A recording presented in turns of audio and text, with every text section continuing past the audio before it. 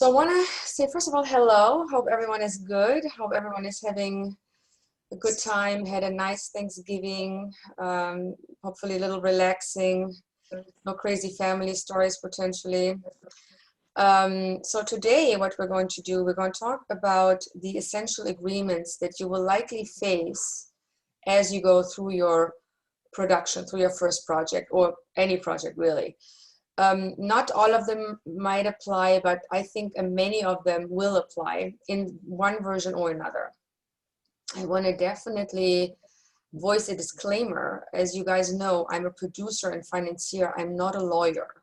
So when I give you legal advice, or it's not really seeing legal advice, it's really just me sharing my way of making these agreements happen in my production. So when I produce a film or a television show, or if I finance a film or television show that someone else produces, or if I distribute content that someone else brought me, or if I distribute my own content, I use some of these essential terms that I'm sharing with you. That doesn't mean necessarily that other producers do the same thing. It also doesn't mean that your lawyer wouldn't tell you something entirely different. So look at them with an open mind, knowing that they're provided to you by someone who does this work every day.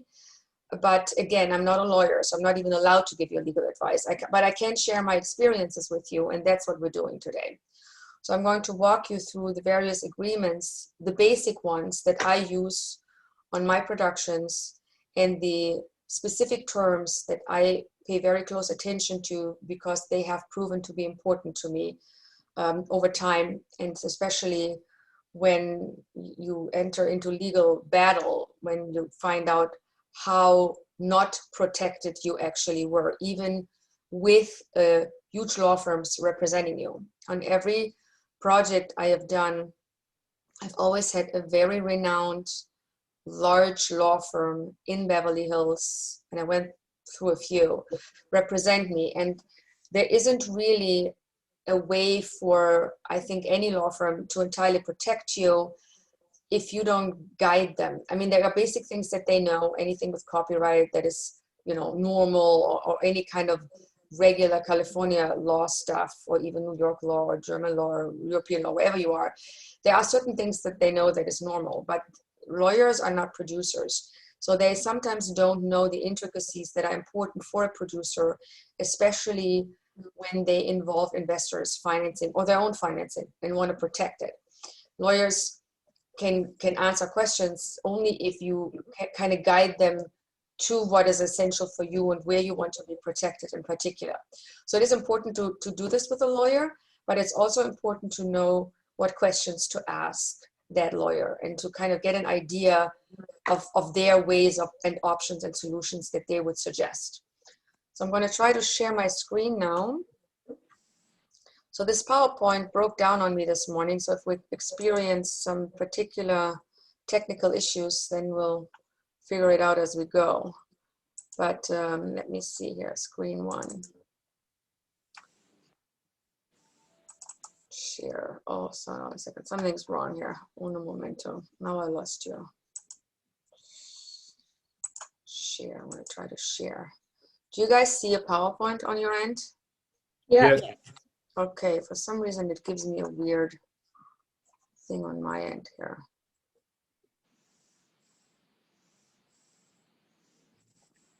Let's see what it's doing. Why is it doing what it's doing? Odd. It's odd. Yeah, my screen just changed. Jeanette, it looks great on our end. Yeah, it looks good. Yeah, it's somehow today I'm having.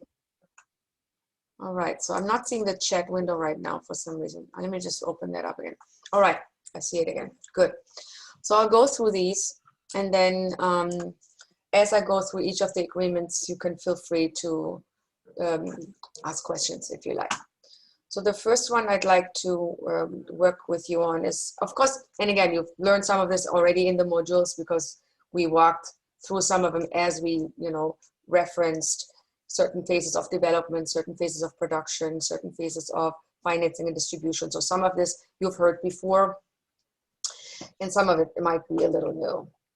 So first, when we start a project, we talked about the possibility of working with a lawyer or working with an executive producer or working with someone who can guide you.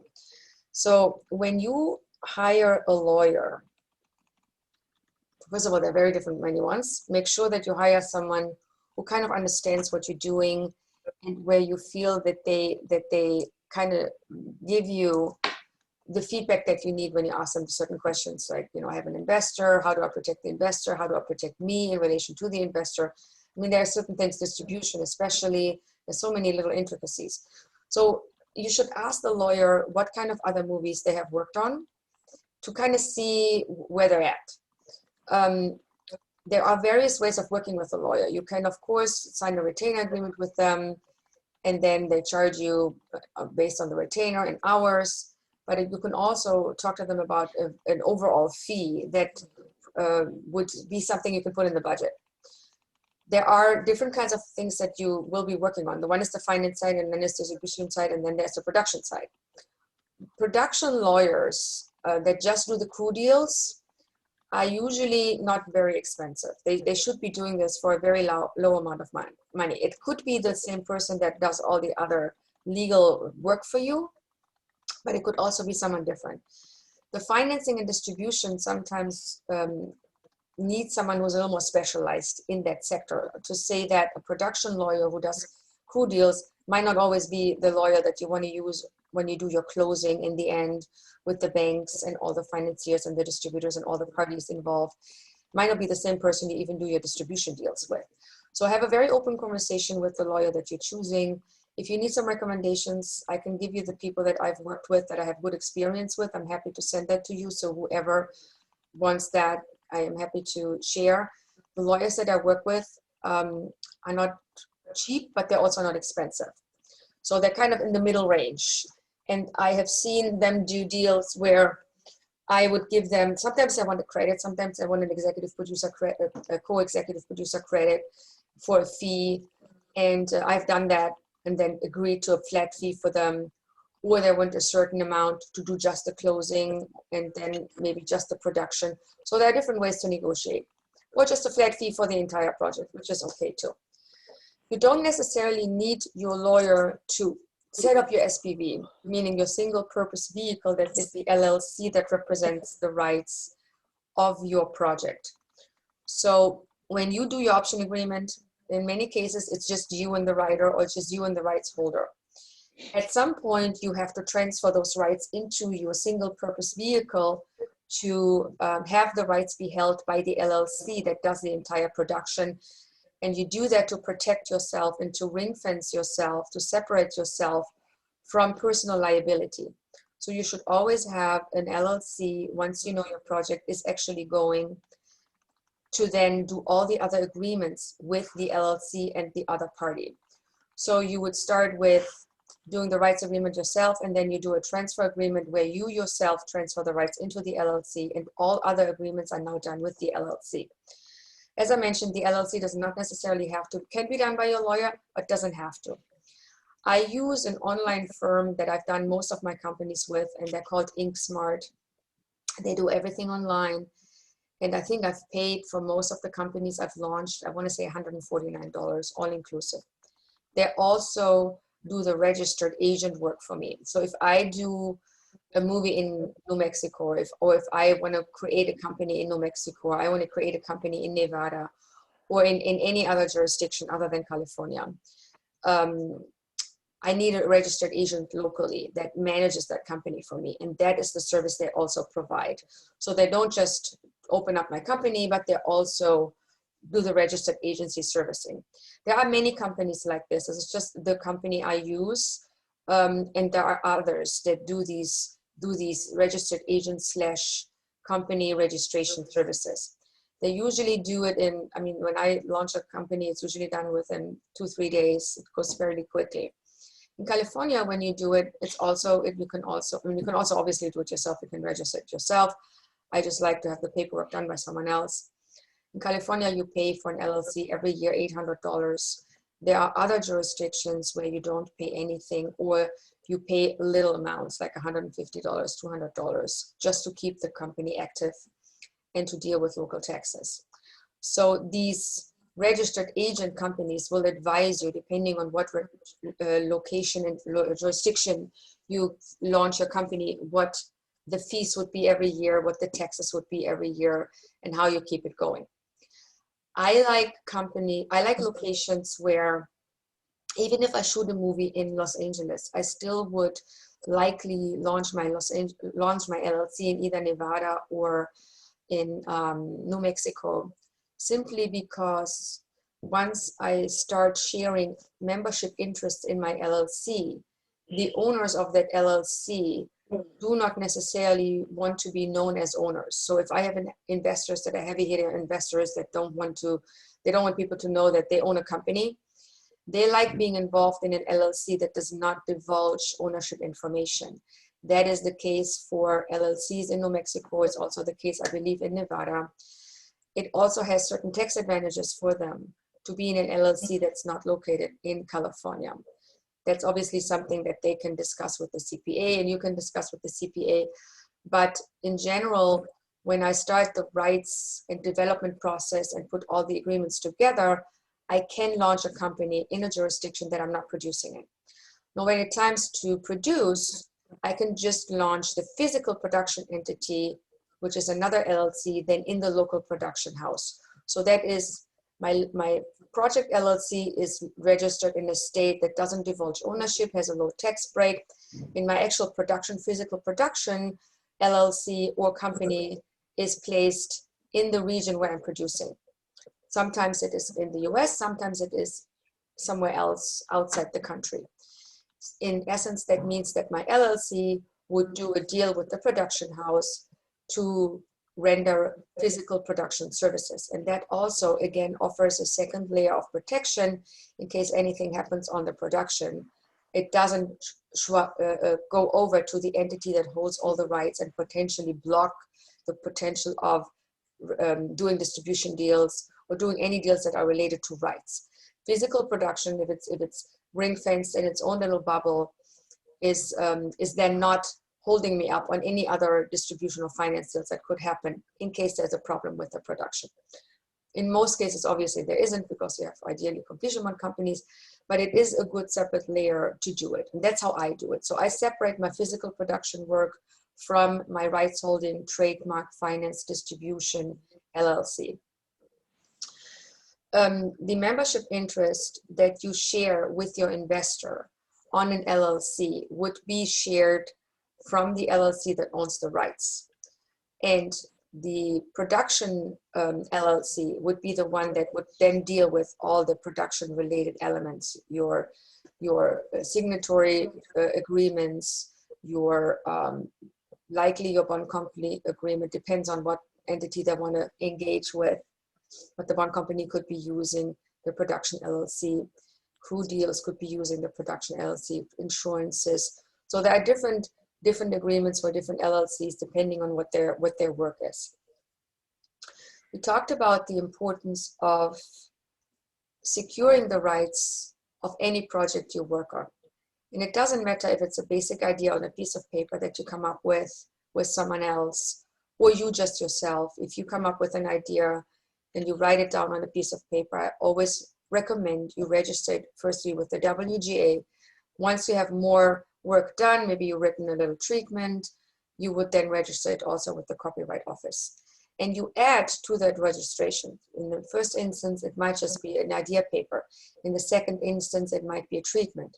In the third instance, then you develop a Bible or a script. So whatever step you do in your rights chain, and depending on who is in that rights chain, if it's just you writing the idea, or if it's you and a writer working on the idea, or if it's another producer that comes to you that you then develop their project with, so your input now becomes part of the content development process. Every step you want to register, every new document you want to register, because that way you are always protected. If anyone comes and says, I had that idea too, or I'm doing something similar.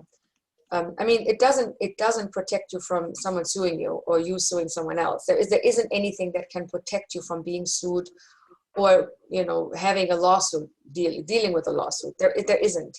It just happens because people sue even if they don't have a case. It's a very California thing to do. It's not everywhere like this, but here in California, my personal experience is people are coming up with all kinds of nonsense that they feel they can sue you for, right or wrong. And it costs a lot of money to defend, and they know this. And sometimes they just sue because they know it's cheaper for you to settle with them than to actually go through a lawsuit or go through trial negotiations and dealing with a lawyer. So some people made it a whole business plan, a business model to sue people knowing that they will likely settle with them. It's nasty. And that's a very important thing to mention in terms of choosing your business partners very carefully. Keep the circle very small. Work with people that you feel good about, that where your intuition, first of all, tells you this is someone I feel I can actually trust on a business transaction. When you get red flags or when you get intuitive situations where you're like, I don't think I like what he or she is doing right now. I don't think I like this guy. Just be really honest with yourself about it. I cannot tell you how many times I did not listen to my intuition when someone did something squirmy, and I ended up paying the price because that person later turned out to be a litigious person. It really starts with the person you work with. No agreement will protect you from working with a scumbag. That just doesn't exist. There are, of course, legal ways to protect yourself, but if someone wants to be litigious and harming, they do that no matter what the agreement is that you sign with them. For me today, it is very important to really choose, and I'm super selective who I work with, just based on the fact that I'm doing deals with humans, and that's my first line of defense, so to speak. I want to be okay with the person that I work with. I want to be okay with talking to them about negotiations where they might have a different point of view than me. I want to see how they work in a conflict situation. I want to kind of see, are they passive aggressive? How do they work? So, you don't really learn anything about someone until you are in a situation where they have a different opinion than you. And that's when you learn about them. And how they handle that conflict with you tells you everything about the way that they will handle future relationships and the expansion of a production. That is to say, when I work with someone on a project, or someone brings me a project and it's already complicated in the beginning, chances are it's going to get more complicated through the production process. The production process takes at minimum a year, depending on what you're working on. And it's like a little marriage because you work very closely with that person. So if something is already not right in the beginning, the chances are very high it's not going to get better later on. So there might be a place where you say, I'd rather not do this because it's going to be a headache that is going to get bigger. So just listen to these little signs. It's really essential. When you do your rights agreements, and it's not a project that you have developed yourself, you've written yourself, or you have action from a writer whose original story it is, where any underlying rights are applicable, please do yourself a favor and check on the underlying rights. Even if someone tells you, yeah, I have the underlying rights, I have it all secured, I have the book, I have the story of this newspaper article, I have the life rights of this person. Let them show you what rights they have actually agreed. What does that agreement look like? Does it give you enough time to put your project together? Does the underlying rights time period allow you enough of a time window to then have your rights on top of it? So if someone gives you underlying rights that they did, let's say they did a book deal. They have a book that they found that their thing is great. They optioned the book for a year, and the option's running out 2 months before they meet you. They're not very useful. So you would at that point already initiate the extension for the underlying rights. You would ask them, let's have the extension conversation now with the person on the other side for the underlying rights. And let's make sure that the window is at least 2 years to give me enough time to put this together. So those conversations happen very early on when you figure out how much time the underlying rights option really offers you to put it together. You always want to make sure that when you do your rights agreements, your option agreement, you talk about all the steps in that agreement. If it's an underlying right component, the writer gives you something that they wrote based on an underlying agreement that they have with someone. Make sure that that agreement that you do with the writer includes the terms and conditions of the underlying rights, includes the time frame that you agree with the writer on to work on, includes any fees that are going to the writer for any writing steps, the first draft, second draft, rewrites, include all these steps, include what rights the writer actually has, include the purchase price, the option price to go also against the purchase price. So the purchase price is deducted or is reduced by the option payments you make. And make sure that all the different chain of title elements that you see in underlying rights agreement to be applicable, to be repeated and referenced in this rights agreement. So when you do a rights agreement that is based on something else that has been optioned or bought, you reference that agreement in your writer's agreement as well. Now, when someone comes to you and has a project that, so it's a producer, let's say, the producer has a project, he has a deal with another writer, they're putting together the project, and then that writer has an underlying deal. So now you have to look at the underlying deal the writer did, then you have to look at the writer's deal with the producer, and now you have to do a deal with the producer to become his partner. And in all these steps, you have to make sure you reference all the agreements that start from zero. So again, in your producing deal with this other producer, which might be a co-production deal or co-development deal, no matter, in this case, it becomes a rights agreement because that agreement relates to rights that the producer owns that are based on an agreement that he has with his writer, and then that writer might have an underlying rights agreement. So you go through the entire chain very early on and look what is there, and then you reference all these agreements in your co-production agreement, in your development agreement with this producer. If you work on something with another producer where you develop the idea together, maybe with the writer, and maybe the writer says, I don't want to give you the rights, I want to work with you together. So I become in essence a producer. In this case, it becomes an agreement that has three parties where it's two producers and one writer. And then everyone owns those rights. And that needs to be established as well, because there isn't a writer right now giving you an option. There is no, here is a you know, a rights purchase, or there is a, it's not a clean thing. This production agreement or this co-production agreement in essence would basically say, we are two producers that work with this writer, even if it's just one producer that works with the writer. And the writer is not assigning the rights to us as people, doesn't give us an option, but the writer puts his rights into the group of people that we are. And that could then be the LLC that you form, all three of you, for this rights bubble. And then it would mention that the writer is obviously getting a rights fee. It would also mention that if the writer has to do rewrites, that would be included in whatever fee he's getting. So you make it a more encompassing agreement where the writer gets a certain fee for all his services. He might also get a small producing fee, but for allowing you to keep the rights with him. And then you guys, who is not muted here? Can you guys mute yourself? Hold on, let me just mute whoever I think is not muted. Okay, sorry, I want to make sure the recording is clean. Where was I? So the writer and the producer and the other producer would then be together in this LLC as potentially equal partners. Now, if you build an LLC, all three of you, and you say, the writer gives us the rights, we're working on these rights all together, and we're deciding we all are 1/3 partner, equal partners in the LLC, you can do that. But the minute an investor comes in, or the minute someone else comes in who wants ownership in this LLC, you would agree that each and every one would dilute their interest membership to then allow for this additional member to have interest.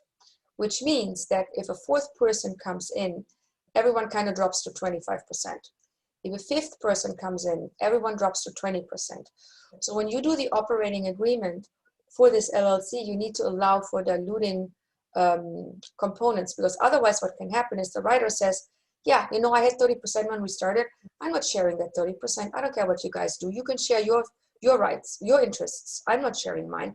And then it gets complicated. And you as a producer can end up with very little ownership in the very project that you started. So you don't want to do that.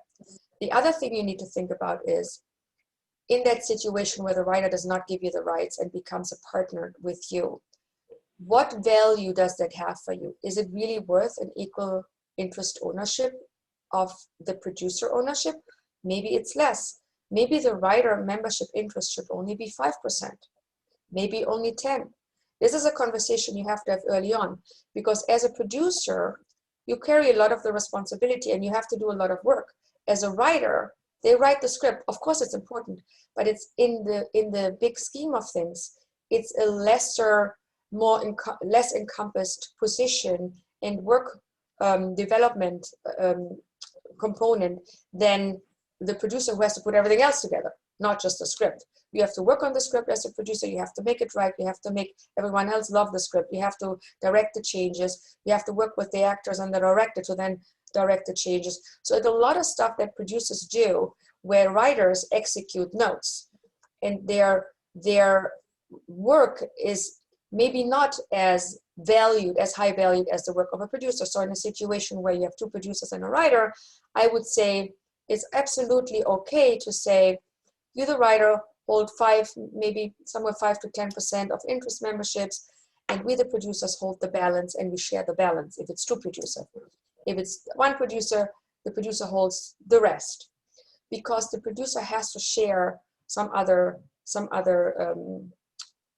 membership interest. In this case, where the writer gets, let's say, a 5% membership interest in your structure, he might say to you, okay, if I only take 5%, I want to keep the 5%. I don't want this to be diluted when you have other people coming in.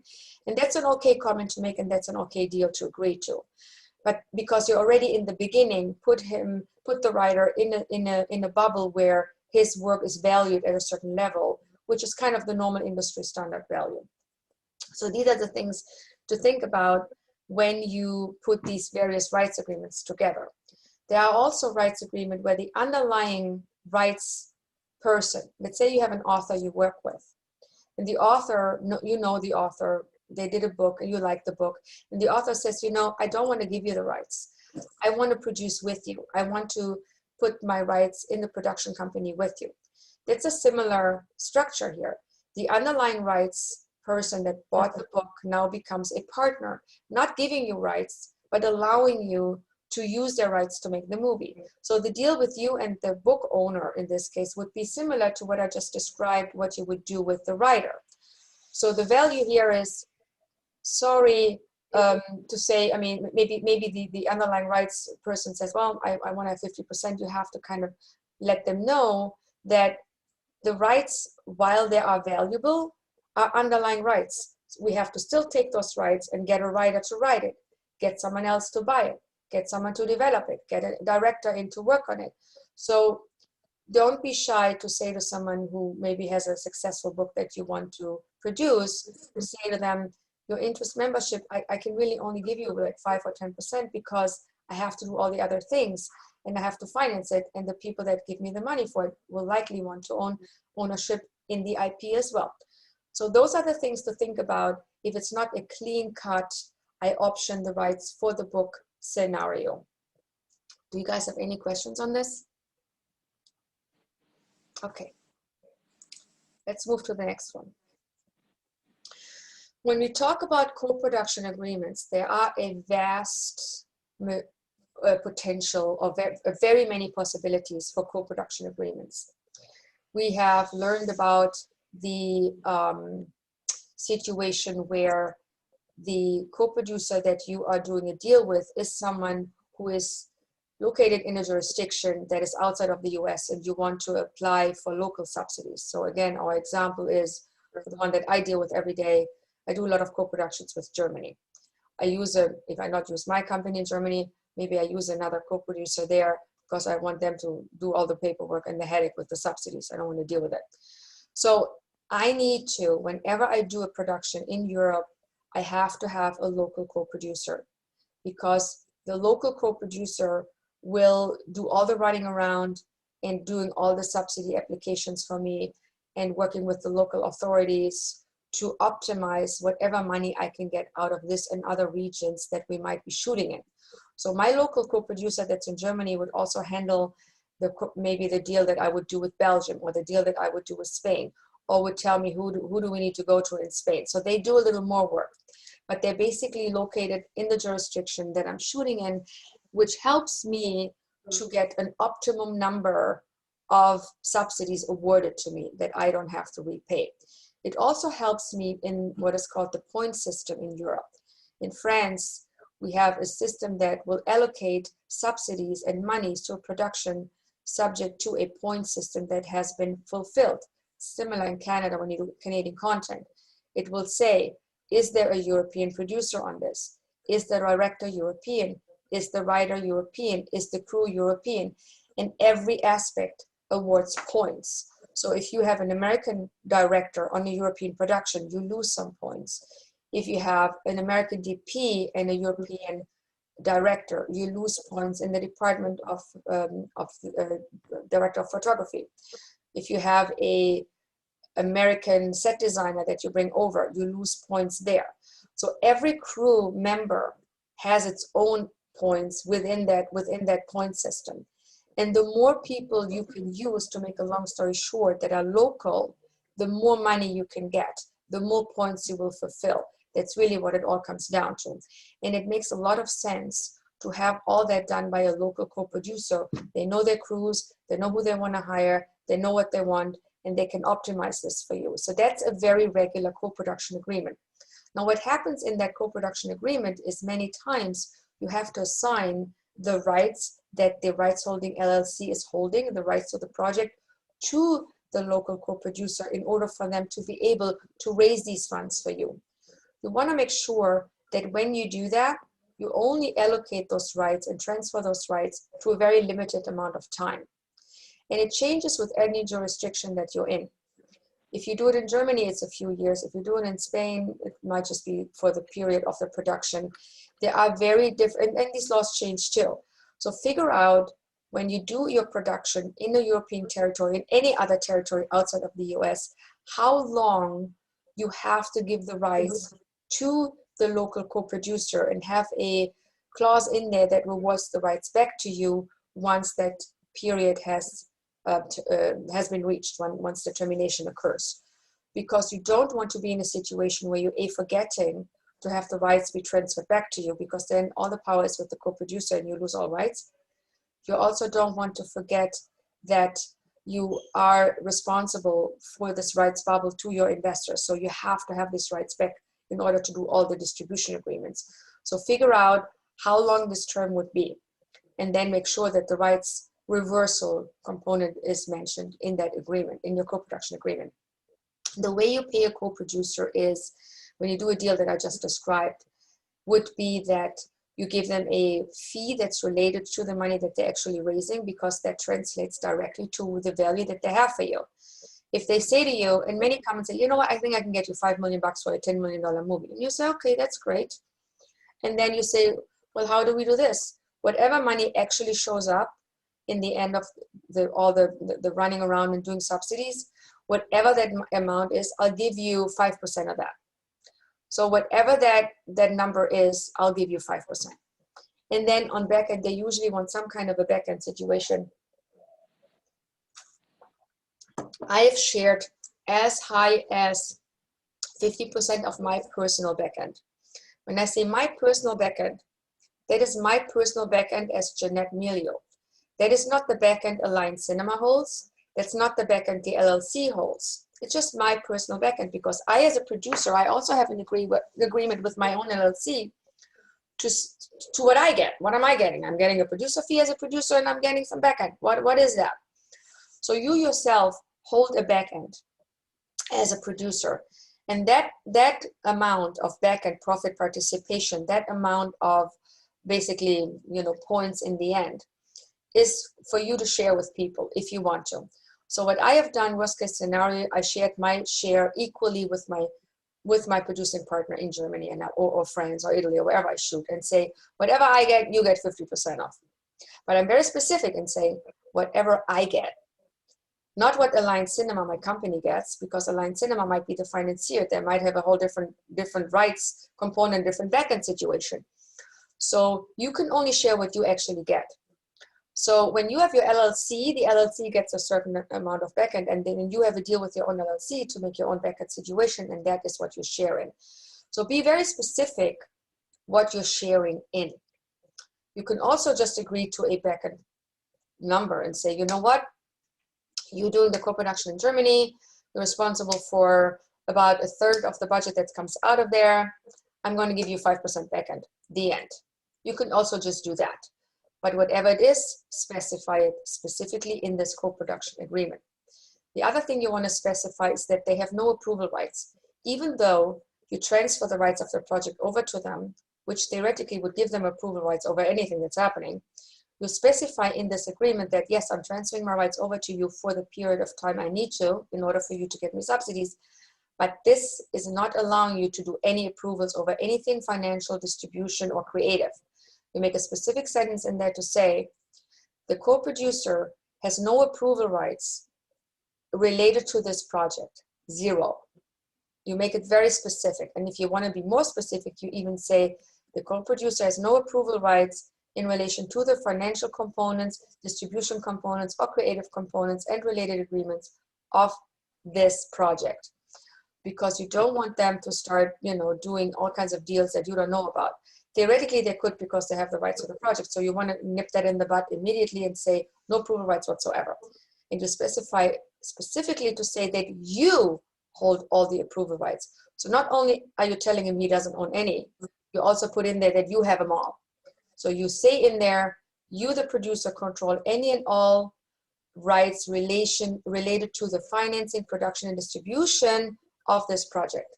Very specific. So anything that comes up that is financial, distribution, or creative is all with you. So you specify that as well. When you do a deal with another producer who brings something to the table, like cast, or maybe they bring some money, or maybe they know someone at Amazon and bring them in, or maybe they know someone at HBO and open the door.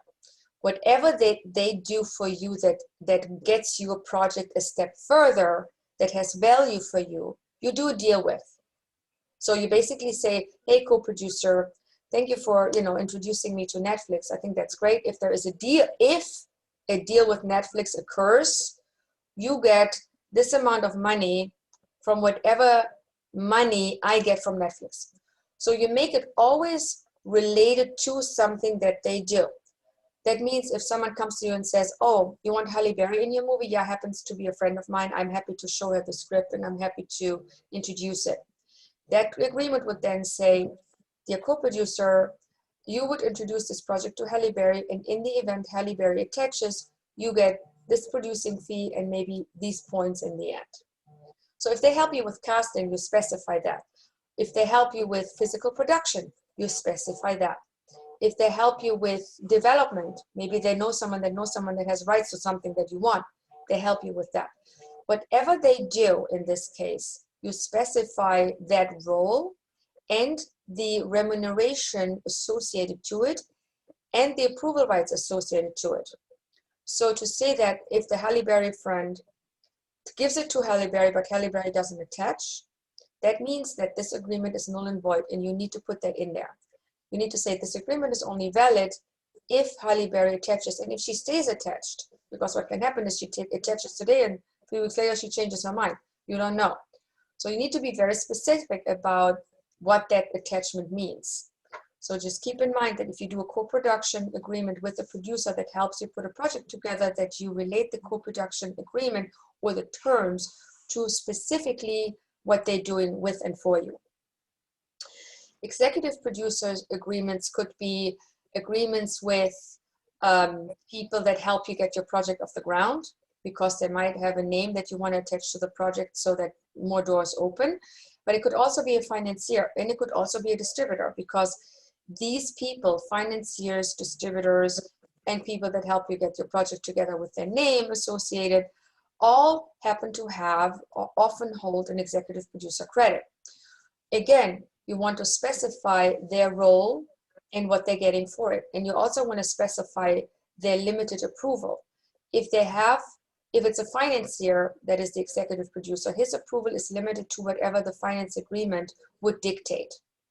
So there would be a finance agreement connected to this executive producer agreement that says, here are the financial terms, here are the financial approvals I hold as the financier. If the executive producer is a distributor, that agreement is obviously connected to the distribution agreement and basically lays out whatever the terms of the distribution agreement are. So the executive producer agreement here really relates to the job that executive producer is doing, or the reason you're entering into that agreement for. Is it a finance agreement? Is it a distribution agreement? Is it a content agreement? Is it a packaging agreement? Is it a physical production agreement? Is it a consultancy agreement? Whatever that is, that's the terms you would include in this agreement very specifically. When you work with someone who is a packaging producer or a creative producer, that is someone who might have a lot of experience with writers, might have put projects together creatively that landed at network stations and worked out well. You also make sure here, especially that the creative producer does not have any rights to the IP. You remember the story, I don't know if I mentioned this before, when I put together Dark Tide with Halle Berry. That movie, that script had been with a very, very known producer before, a very high level guy. I have no idea why they didn't end up making it, but it came to me after them.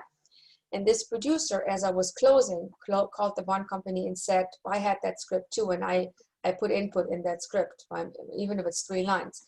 And basically got through to them, and the bond company forced me to pay this producer literally $75,000 out of the budget for holding the script for 5 minutes and not doing anything with it.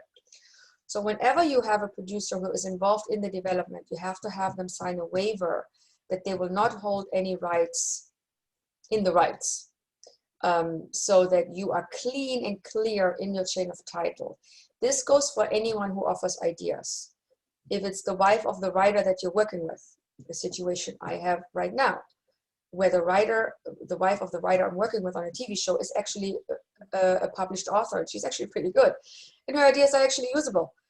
So I say to her, I love your ideas and I might use them, but I need you to waive your rights in this project. And I had her sign a rights waiver. And that's what you have to do too. Always have a rights waiver ready. Whenever you work with someone and they give you ideas, and just say, you know what, if I use this idea, I'd love to use it. And I think about later how I want to involve you in the project. I don't know yet, but I want you to sign a rights waiver just in case for chain of title purposes. That happens especially with a creative producer who works on your script. If it's a creative / packaging producer, again, the deal goes to, if you package my movie with any of these list of actors that we're both agreeing on, you get paid. If none of these actors that we have on our list are coming through, this agreement is null and void. I think I covered everything. Do you guys have any questions on these co-production deal memos? Jeanette, I do. If I'm being brought in by the owner of the IP who has paid all of the writers work for hire, but I'm pulling most of the weight in getting the script out and going out for financing, then that should be a straight co-production deal. Yeah, I think you should have. In this case, the weight you carry you're basically putting the project together. If I would be in your shoes, I would not only demand a co-production agreement, but I would also demand the credit of a producer. So it's not the credit of a co-producer, it would be the credit of a producer, worst case, the credit of an executive producer, but you should not agree to anything less. You should also make sure that you have certain approval rights in this situation because you carry the weight of having to finance this. And it is your relationships that will be affected by what's happening. And if you cannot control financial decisions that are being made, you can harm your relationships. In your case, I would actually demand approval rights over financial and distribution aspects because that responsibility lays with you. And I'm very happy you're asking this question because in Darren's situation, where the producer that comes to her really needs her to take on the active role in getting it all done. In that case, that person has to have approval rights and has to have certain rights given to them in order for them to be able to transfer that to the person that, or to the people that they're bringing in, that she will be responsible for. So this is a situation where I would say you need to allow certain approval rights to someone like Darren because they're really the producers. They're really the ones making it all happen. And you should share your rights with them simply because without them, nothing would happen. So in your case, Darren, I would demand ownership in the copyright and the project. I would demand approval rights over anything that's financial, distribution, or packaging related. And I would demand even content approval rights. So when it comes to the time where they're editing the project, you know, producer cut is usually the final cut provision. You don't want to give this to the director, but that's something where you want to have a say also. So you have a say of what the final product looks like. And you need to have that say because you're responsible for other people. I'm very happy you're asking that question. That's a very good point. Great, So in that case, it is essential that you have the rights as if this would be your project as well. Does that make sense? If you want me to give you pointers on this, you can let me know later. And then if you work on an agreement or something, I'm happy to give you some feedback on it. Yeah? Anyone else, any questions about this? Okay. We talked about the packaging process and the development process that would have you ideally attach your director first to then develop the project into a project that you can now share with cast. And many times when you attach a director, their input is actually very valuable because it comes from a different point of view. You as a producer look at a project and you have your vision, of course. You see the, you know, when you read the script, you hopefully see pictures that develop in front of your eyes. You can see the story, you can see the characters, you can see what they're wearing, you can see what they're driving, you can see where they're living. The director has a similar vision, but his vision is more elevated even than yours because of the fact that he is a director. So he would talk to you about moods, he would talk to you about locations, he would talk to you about character arcs, he would talk to you about pacing, the genre, he would talk to you about camera angles, maybe choosing a new visual component. He would talk to you about potential visual effects or special effects. There is an elevated level of creativity that comes in with your director. So it is essential for you to have that director come in and ideally change the project in a way that can elevate, include his vision to elevate the project. That would be the good part of doing this. When you have a director and they give you their vision and it does not match yours, obviously that's a red flag and that's not the right person. If you have a director, their vision doesn't match yours, but it's actually better vision, take it. That's a good thing. I like better ideas. I like when people come to me and say, you know, I like your idea, but what about this? And I'm like, hey, that's much better. Screw mine, throw it in the garbage. So you want to be able to allow and not have an ego about your project and saying, well, it's my project, it's my baby, and it's this or nothing. So don't do that. Because even I, who have done many projects, I love when someone comes to me and says, you know what, this is great, but how about we do this, or maybe the character does that. I'm like, oh, great, even better. So use it, but also be very careful with someone who wants to direct your film and gives you ideas where you go like, I don't know, the character wouldn't do this, or I don't like this limited visual scope that you're thinking of. And so you want to really be honest about how you feel about the vision that is being shared with you. So that's number one. Based on the vision of the director, you choose the director. You don't necessarily want to use a first-timer. I know a lot of people love you working with first-timers, and it's great. I think it's a total headache, and I think it's a total waste of time. When I have to do this, I usually try to avoid it, and if I have to do it, then I cover my butt in every way I can cover my butt. So for you, and for me as an experienced producer, it's something I can handle, but for someone who is starting out or expanding in their career and creating content and want that content to be connected to your name as a producer, as like the color of content that you always stand for, you need to have your own vision. You need to have your own brand as a producer, because your name is what makes the brand. In my case, my goal as a producer was, I need to make money with these movies. I need to make money with this TV show because I am also a financier. That's my goal. I don't need an Academy Award. I need to be doing the same thing over and over. I just make money with movies and TV shows. So my goal is that. Your goal might be, I want to have an Academy Award, or I want to make movies of this genre, or I want to make movies that deal with this subject matter, or I want to be seen as someone who does these kinds of movies. Perfectly fine. Whatever it is, create your own brand as a producer and make sure that whatever director you choose supports your content brand. Because as you get branded, like this guy, Jason Blumhouse Productions, right? The guy is basically like the modern, what was it? The other guy that did so many movies, cheap and great. Harvey Korman. That one, thank you. This guy has a brand, right? So whenever we watch a Blumhouse movie, we're like, okay, this is going to be a little creepy, but it's going to be a great ride. We already know. That's kind of what you want to be. You want to be someone, because that's what your career will stand for. If you can make that happen, you know, try to be someone who's either known for just making commercial movies. They always work. They always make money. That's fine. Or be known for, I do elevated, you know, psychological thrillers. I do elevated horror, or I do just really great art house movies with A-level cast. Or I do these festival movies that are just really defined and special, and people love them. You know, whatever it is, create your brand and think about what that could be. And then the directors that you choose support this journey ideally.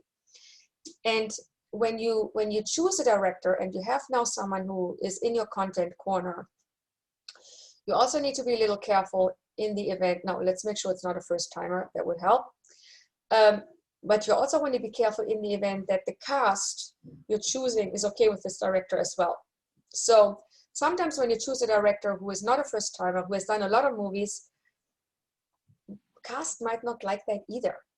They might not like a director who has done a gazillion movies and they all seem the same and they all seem bland and there's nothing special about it. Believe you me, the cast might say, yeah, no, I kind of want to work with this hot kid from Czechoslovakia. You know, there are actors who will look at this and say, if they're too established, boring. Unless they give me an edgy kind of way of how they want to do this movie and why they want to do this movie and why it's different than the other movies that they have done, that bore me to death. I'm talking as the actor now. Because actors like to be challenged, but they also like to feel safe. So on the one hand, they want a director who can optimize their range of acting and make them look good, and where they feel safe when they're being, you know, pushed in certain directions. On the other side, they don't want someone who is too known and you know, everything looks the same.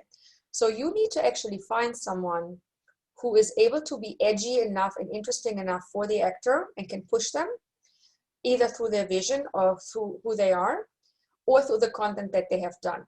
So when you choose a director, think about the actor that you're thinking of placing into your movie and think about where they're at in their career and what would challenge them a little bit.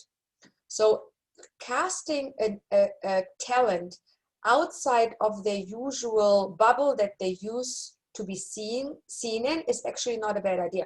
So when you have a comedy actor now working with you on a drama or a psychological thriller, that's not the worst thing to do, because sometimes these comedy actors want to get out of that bubble and want to do something else that's more challenging for them, where they can show their range. Or maybe you have a drama actor who's always super serious, and you put him in a freaking comedy, and it's like, I don't know, he's one of these stupid Dwayne comedies or something. They may or may not do this.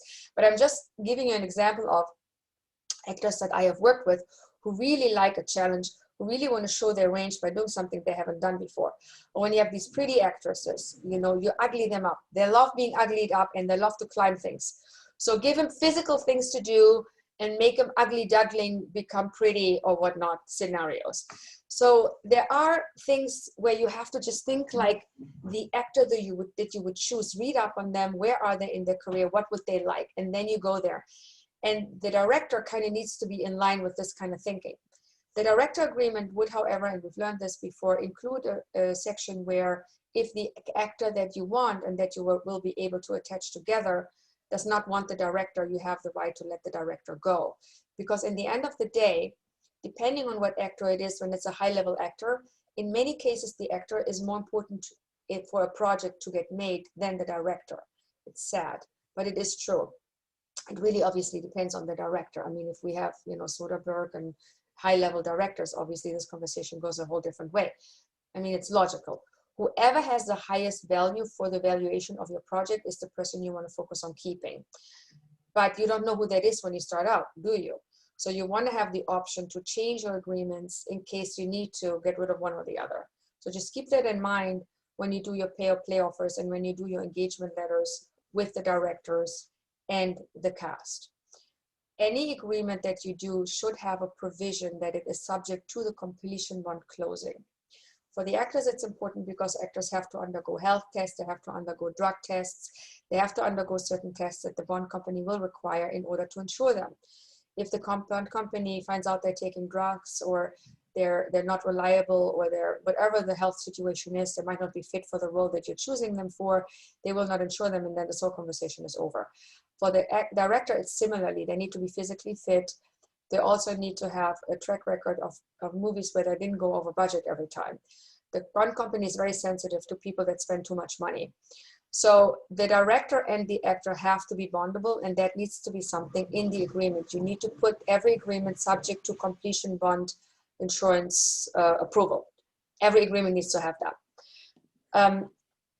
For the actor, you obviously for the director, you obviously want to put in there that the budget range you want to produce this movie in needs to be mutually agreed. The shooting schedule needs to be mutually agreed. So all the elements that the bond company will later on have to approve and insure need to be the same elements that need to be listed in the director agreement for them to approve with you on the same range. So you say to them, we're shooting the movie in Spain, and it's going to be not more than $30 million or not more than $5 million, whatever it is.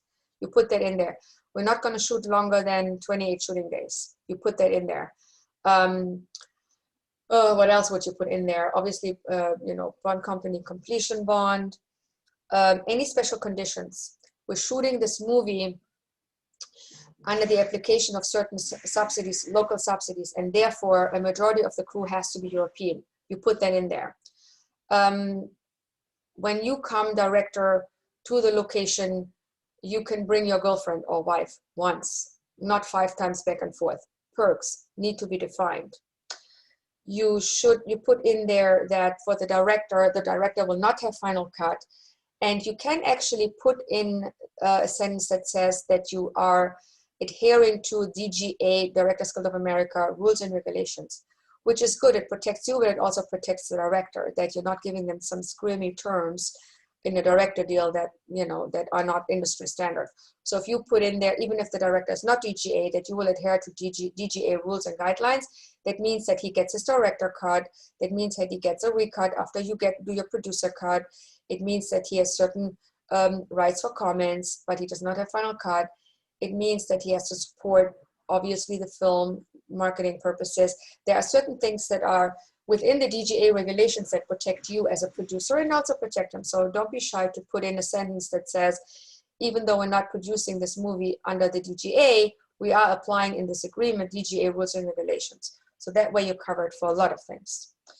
What else? Obviously, you work around the script. You specify the script as an attachment to the director's deal, but you also specify the genre, and that's very important. When you do a thriller, specify this is going to be a thriller. If you do a drama, specify this is a drama. If it's a comedy, specify it's a comedy. Because many times what happens as you develop your script with the director, the genre might change, and then you're in trouble. So you don't want to do that. Agree in the director deal that they will sign an engagement letter with the bond company so that they're willing to do that. Because you don't want the director to say, I'm not signing that deal that the bond company wants me to sign. That will kill you. So make sure that they agree to sign anything the bond company puts in front of them. For the talent, and obviously you agree to remuneration, and if there's back end, you agree to that. All the terms that you have, you put in that deal. For talent, you also would put in the condition of the completion bond. You obviously write in what perks they have, what trailer do they get, how are they being flown, first class, second class, business class, whatever, private jet, how many times they can go back and forth, how are they available for marketing and ADR purposes, post-production work, exactly the timing of the shooting, exactly the location, anything you need from them. You'll be very specific. Think about exactly what you need from them, the tiniest things. Availability for the wardrobe to meet with them. I mean, all these things, they need to be in the agreement that you put in the engagement letter. It doesn't have to be in your pay or play offer. The pay or play offer just has regular things like contingent to be subject to completion closing is your pay or play offer, is in the pay or play offer. The pay or play offer will also include remuneration, will include location, approximate shooting period. You add 2 weeks before, 2 weeks after, so you have a window. It will include any kind of back end. already. So the pay or play offer is a condensed version of what the engagement letter will be later, but it includes all the main terms and conditions that are essential for you to make this work. Any questions on this? Jeanette, can I be Yeah. a pain and ask one more question? Please. Do you ever bring in your casting director early on? And I know a few producers that I've worked with that bring casting in and actually give them producing credits of some type. I love your questions, Darren. Thank you. So there is actually a advantage in getting a casting director attached early. When the casting director is someone who has good relationships with cast and has done movies where you can verify they actually have attached A-level cast to certain movies, that is worth money to you. So you can do a deal with the casting director where the casting director can get a co-producer credit, where you have the casting director check on availability of actors and give you also feedback what they would and wouldn't do right now, because casting directors are so in tune with where actors stand at any given time in their career, which is it's a beautiful resource.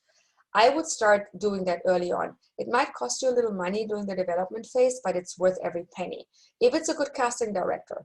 So that's a very good thing to do, Darren. And I would say it's perfectly fine to give them a co-producer credit. I'm not necessarily saying they should get a producer credit. I mean, the highest credit I would give them is either co-producer or co-executive producer, one of those two. I think they're solid credits, which they could have. But I would not give him executive producer. I would not give him producer credits. But the resource that they offer for you in thinking about who could be good for your movie, who is real for your movie, who is approachable for your movie, and how to approach them, how much to pay them, a huge, fantastic resource to have.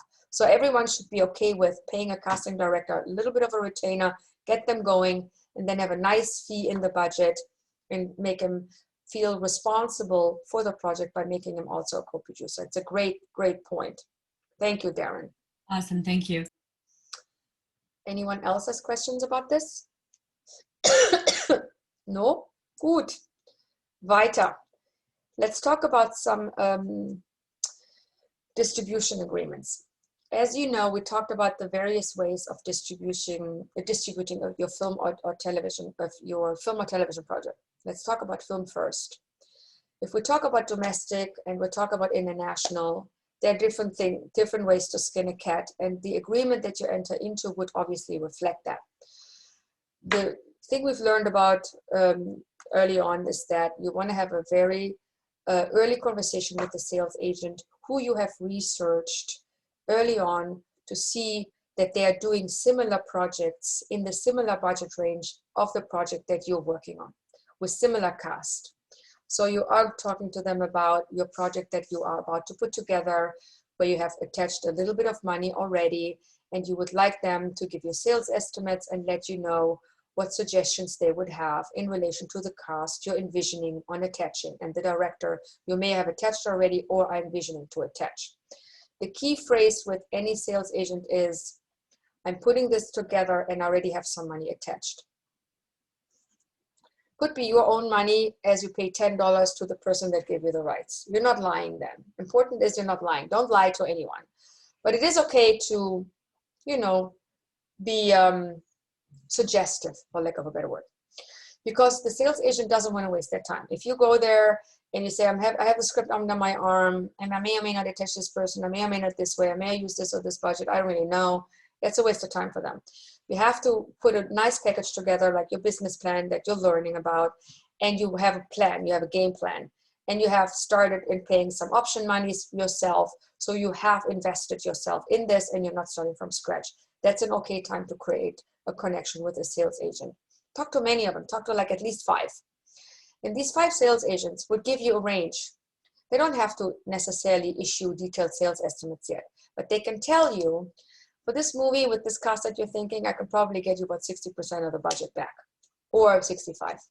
If that's the case, you have a conversation about the domestic strategy, what they're thinking, because you're a little low on the international. If they give you 70% as an estimate, that's fine. You don't need to see the detailed estimates. You just need to get the feeling of how much money you think you can make with this movie out of foreign. And that's a percentage number that they'll likely be able to tell you based on the elements that you share with them that you're going for. In this situation, you have a sales agent who represents you once you enter into the agreement and will sell all the international rights to global distributors, your buyers. And in this situation, you have either the sales agent or another person dealing with the US rights, which could be a whole different bucket. This is one scenario. If we stick with this scenario, let's assume we did a deal with an international sales agent and we're now attempting to do a US deal. Or maybe we start US first, which is actually better. But in many cases, it's not really possible. So let's say we have a US deal and we're talking to a network station or a streamer that wants to just acquire the US rights in perpetuity, means forever. They own them forever.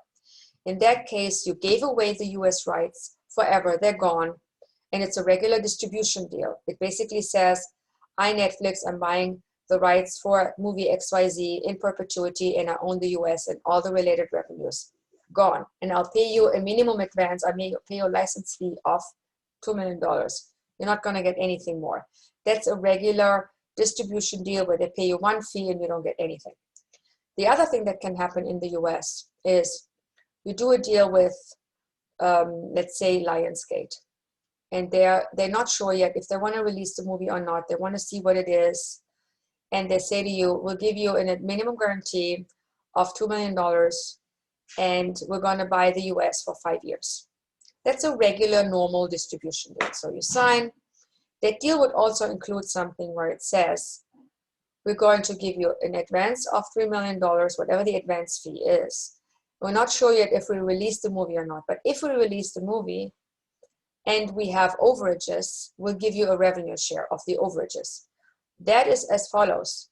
The overages are calculated by all the box office that Lionsgate would receive after it releases the movie in the theaters, deducted by all the money it's spent on the marketing and release campaign, P&A, deducted by any finance costs related to the P&A, and deducted by the minimum guarantee that they paid you, and deducted by the US distribution fee they're charging you.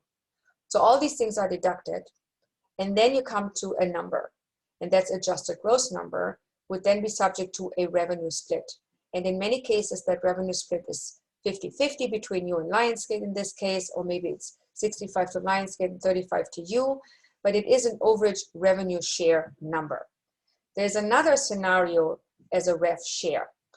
Imagine the same situation, you're selling the movie to Lionsgate, and Lionsgate says to you, we're not going to pay you a minimum guarantee because we don't know what we're going to do with the movie yet. We don't know if we're releasing it or not. We have no idea what's going to be. We're just going to give you a revenue share of whatever we're making. We might just sell it to Amazon, and we might just sell it to Netflix, or we might just sell it to some TV buyers. Whatever we make with it, we'll share with you. Or we might put it in the theaters and then we share with you. Similar situation occurs. Lionsgate in the scenario would say, we're taking it out in the theaters. We're deducting our P&A, we're deducting our distribution fee and any related cost. Whatever is left, we share with you. There is no minimum guarantee payable to you, so they don't have to deduct it. Or if it doesn't go out into the theaters, they're now selling it to HBO, they get a number. They're charging you a distribution fee for the sale to HBO and any related cost, and then they split with you whatever the revenue share is. This is called a rev share, and it's driven by whatever Lionsgate would do with the movie or whatever anyone would do with the movie. There are a lot of companies out there that you will find, especially in the digital world, that are not really willing to pay a minimum guarantee because they're not sure what they're going to do with the movie. They don't know what the value is for them. But they say, if you want it released, if you don't have it released in the US, we're willing to release it for you because you don't have it released. No one is knocking on the door. So can we do a revenue share? The trick here is to say, and be very specific about what you allow them to deduct. You can allow them to deduct the distribution fee, which is defined. It's a number. It's usually not more than 35% if it's a revenue share, in that range. Now, there are many platforms out there that might charge you more. Who knows? I mean, there are too many for me to even imagine what else they would be charging. But whatever it is, it is. If you don't have any other deal in the US, if no one's knocking on the door, you can consider this kind of deal, but keep it for a short window. When you do a rev share deal, don't make it longer than 3 years, because you don't know what they're doing with the movie. You don't know how well they're performing. If they don't make you any money, you have no recourse. So you don't give it to them. The shorter, the better. 6 months, a year, all good. Let them prove to you that they have value. And you can say, I'm going to do a rev share deal with you, but I'm only giving it to you for a year. And if you reach a certain number in that year, that I make money, let's say you reach $50,000 and I'm happy with that, then I'm extending it for another 2 years. So if they want a longer term, make the longer term subject to a certain number that they need to hit in the rev share deal.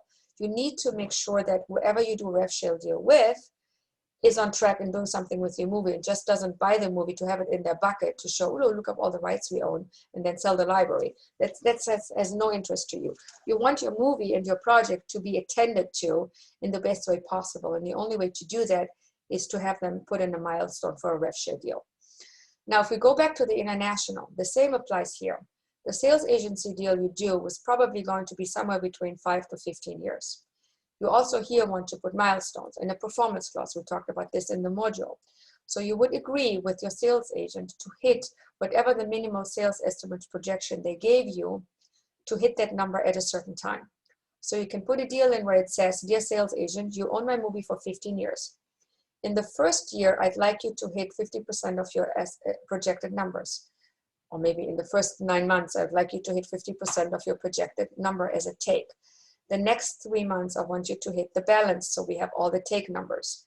And then the next, I want you to hit this number, just add something. And then you give them a milestone situation that will usually work its way over 3 years. After 3 years, they don't really care because the first one is done, and whatever comes then is great. You will dictate to them that they have to reach a certain amount by a certain time, and if they don't, you have the right to take the movie away from them. You do this because you have to do this every time you're responsible for someone else's money. It's your duty to protect the revenue stream. So it's not something you come up with because you feel like it. It is your actual duty to do in order to protect anyone who gives you money, in order to protect your investor. So you can't unknow this now. You know this now. Now, if the sales agent is a bit screamy and says, I'm not going to give you a performance clause, then you have to say, listen, I am responsible for someone else's money. If you don't want to give me the performance clause the way I suggested, you tell me when you think you can make this money. Just give me a time frame that works for you. And if they are not willing to give you any time frame that works for them, you have to question if those numbers are real and if they're really integral. Because if they just throw a number out, I can do this with your movie, but I don't know when, makes no sense. Don't do that. So just really nail them down and saying, I have the responsibility for someone else, and we have to respect that responsibility. And please give me a time frame as to when this is all going to happen. And they'll understand it. Most sales agents will say, okay, fine. I will reach those numbers within 3 years. That's okay. If they only do that one thing, you're fine. And usually that's the time frame they would be reaching those numbers, because that's the kind of the cycle it takes to make all that money come back for the first run. You also will talk to them about the fee, of course. Now, if the sales agent gives you an advance, meaning they believe in your movie very much and they give you an advance so you can close the movie and you can go do it. Obviously, you know, if you get an advance from a sales agent, you're not going to be able to do a gap deal with your bank. We talked about this. But it is a good idea to take that advance because it shows the sales agent is very invested. However, if they give you an advance, their sales fee will likely go up by at least 10%. I know it sounds scary, but it is an okay thing to do and pay them more because they are very invested and you want them to make money. So now if you would have agreed without an advance to a sales fee of 20%, the sales fee now is 30%. That's okay. What you can do, if possible, and I don't know if it is possible depending on who you're working with, you can say to the sales agent, while we are recouping the advance you gave me, I will allow a 30% sales fee. After you have your money back, I'd like it to go back to 20%. You can have that conversation with them, and that's a fair question to ask. They may or may not agree to you, with you on this, but it is something to consider. They obviously will agree to the collection agent. you're not doing a deal with anyone that does anything unless they agree to a collection agent. So this is a given. This and the completion bond are always the standard clauses for you to keep in all the agreements that you deal with, because you do want people to be party to the collection report structure, so that the accounting burden is off your shoulders. It's very important in case you ever get sued for anything related to revenues or anything related to money. Happens all the time. You don't really have the accounting burden, because you can say, you can sue me, but I never saw it done because the money doesn't come to me, and it is paid to the people that it is paid to per the contracts that everyone has signed. It's a huge release of liability off your shoulders, which is very important. That's why you should always engage a collection agent and pay that 1% that they get. I want to make sure I'm not, so the sales agent agreement would also be very defined in regards to the term, the actual rights they get, and the delivery elements they want from you. So when they give you a delivery element list, make sure it really pertains to the release strategy that you guys discussed. So if this is a small festival movie, you don't need to be doing a huge theatrical release delivery list, because that list is much bigger and those elements all cost money in post-production. So pinpoint the sales agent to what they really need to see as a delivery, and just try to keep that list as short as humanly possible, because every element that they want is going to cost you money, because you have to generate it in post-production and throughout the production. So the smaller the list, the better. And agree to the actual territory. When I say territory, I don't just mean they sell international rights. I mean to say you sell international rights, but you're not selling airline rights. You're not selling online rights. You're not selling hotel rights. You're not selling merchandising rights. Be very specific that the sales agent only sells theatrical and television rights of your movie, unless you allow them to sell online rights. That's a different conversation to have. But be specific what you give them, because the online rights might have value to you. You might want to sell them differently. And sometimes if the online rights interfere with the television or distribution rights, we need to talk about that. That's a conversation about windows, release windows, what can be sold when, what can be seen when.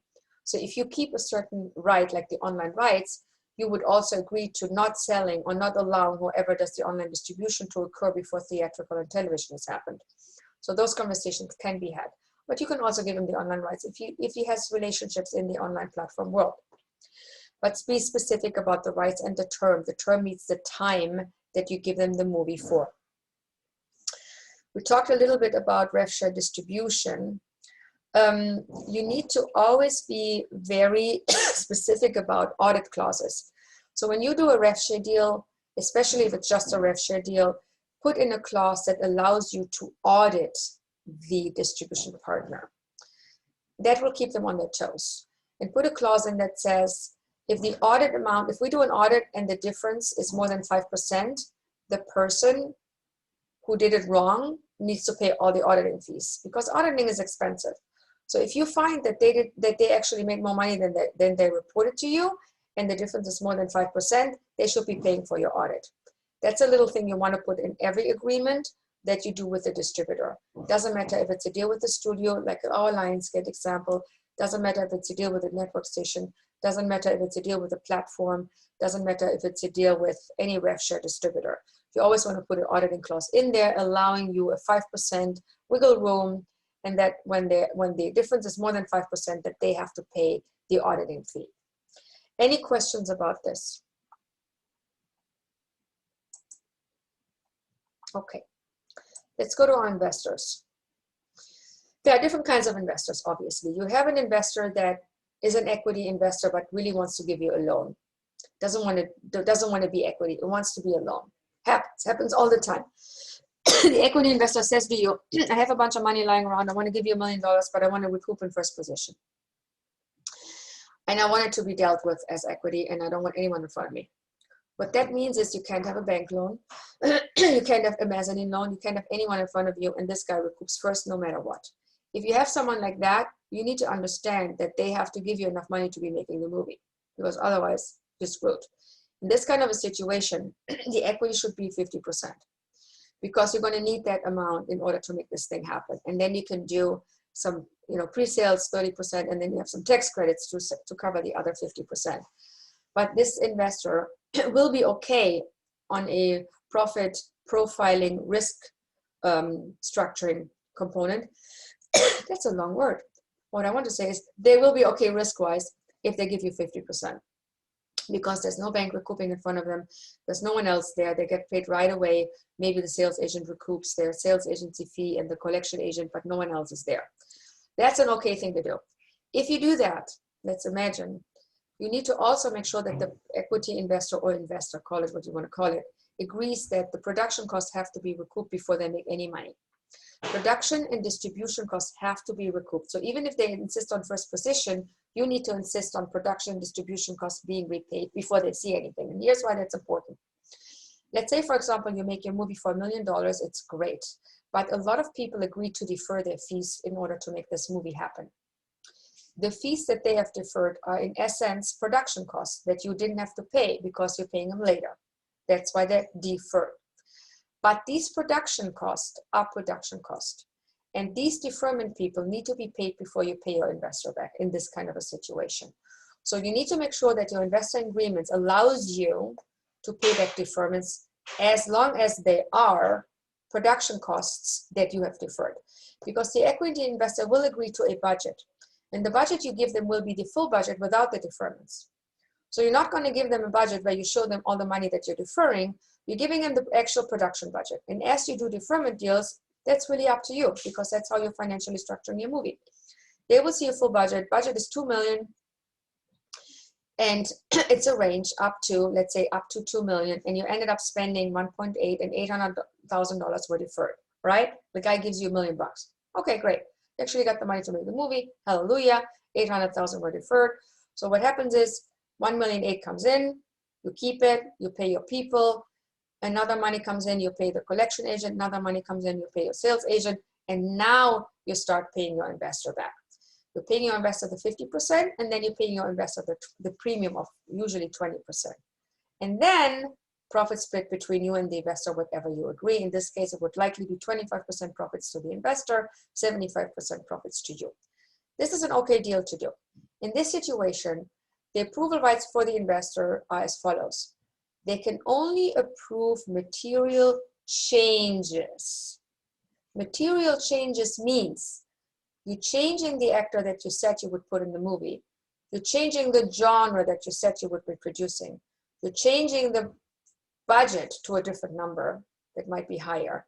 You're changing your distribution strategy or the sales agent that you said you would be working with. You're changing the studio or the network station that you said you would be selling it to or were selling it to. You're changing fees, the fee structure. All of a sudden, the sales agent gets 50% in fees and not 20% as you suggested. These material terms are only those terms that are affecting the risk profile or the recoupment position of your investor. So you define them as such. You define them as material terms. And material terms are defined as terms that change the value proposition of the project or change the risk profile of the project, such as change of director, change of cast, change of genre, change of budget, change of distribution partners. And when you put the movie together, you give them a list. These are the kind of actors I'm thinking of allocating this to this movie. These are the kind of directors I'm thinking of allocating. This is the budget I'm thinking of doing. It's a range because you don't know yet. These are the sales agents I'm thinking of engaging. These are the partners in the US I'm thinking of doing. This thinking of list is going to be attached. As long as you stay within that list, there's no change because you already announced who you would go to and who you would work with. So as long as you stay with all these people on that list, no material change. But as long as you, the minute you go out of that list, they have the investor approve it. And what you want to do for sure in this investment agreement is write in there a waiver that says, dear investor, you can lose all your money and I'm not going to be responsible for that. It needs to be black and white. It needs to be bold that this investment is subject to the investor potentially losing everything. And you need to put that in there because you need to secure yourself. Investors know this. They're not buying a CD here. They're doing a high-risk investment, and they need to be okay with the sentence being in there. When you do a deal with an investor where you share the interest, LLC interest membership with, you will also issue in membership interest certificates to them. So you basically have real certificates that you can buy at Staples, and you write down, here's your certificate of membership interest into this rights holding LLC. That will guarantee the ownership for this investor in the project in perpetuity forever, because the recoupment query that they will be subject to will include all recoupments, including remakes, including first run, second run, third run, including library rights revenues, including sequels, remakes, and all that stuff. So they will be participating in that as well. So that's why the membership interest is important to them. If you define approval rights, we talked about material changes, also define milestones. They might want those. They might want to see that you at a certain time hit a certain number. In this case, if you can, I would avoid financial milestones. I would avoid putting into an agreement that you will get their money back by, in 5 years. I would not put that in there, because that's a dangerous thing to do. The milestones you can put in there is, the milestones we're reaching is, we put this movie together, within the 6 months, we're going to cast it. Within another 6 months, we're hopefully going to produce it. Within another 6 months, we're going to do this. So milestones that reflect the actions you're taking within the development process, within the realization of your project, are fine to mention.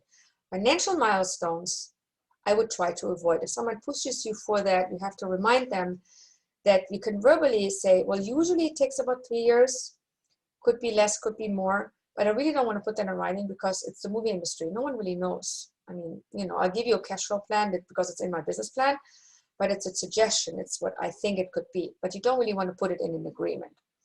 They already see it in your business plan, and the business plan is obviously part of the conversation that you have with them. It also has a value in the exchange, but if you put it in the agreement that you guys sign, it becomes a legal thing. So try to avoid that. We also want to be very open about certain risks that can happen, like, actors can change last minute. One company might want more money. What do we do then? So talk to them about certain risks that could occur, but also talk to them about the risks that you're doing. You put in the agreement that you're going to put a completion one on the movie, so the on time and on budget and delivery and production of the movie is ensured. That's something you can put in the agreement. It makes them feel very good.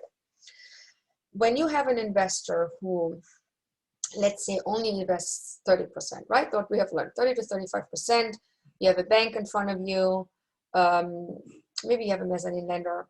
If you don't know yet how you put the finance plan together and the equity comes in and says, I want to know where I'm recouping, the line you would put in there is that the equity is recouped after the junior loan and senior loan have been recouped. So that way his recoupment position is clear. He might have a bank in front of him. He might have a super gap or a mezzanine lender in front of him, and he knows. In that case, this equity investment should ideally not be more than 35%, because otherwise his position is going to be a little risky. But you need to put that in there. You need to say, by the way, I am getting a bank loan and I might get a mezzanine lender as well, and they need to recoup in front of you. And most equity investors know this. But you need to specify this in the agreement, because if you don't specify it, it could potentially harm you later, because they could assume to recoup in first position, and you don't have anywhere specified that they don't. So specify the recoupment position very clearly.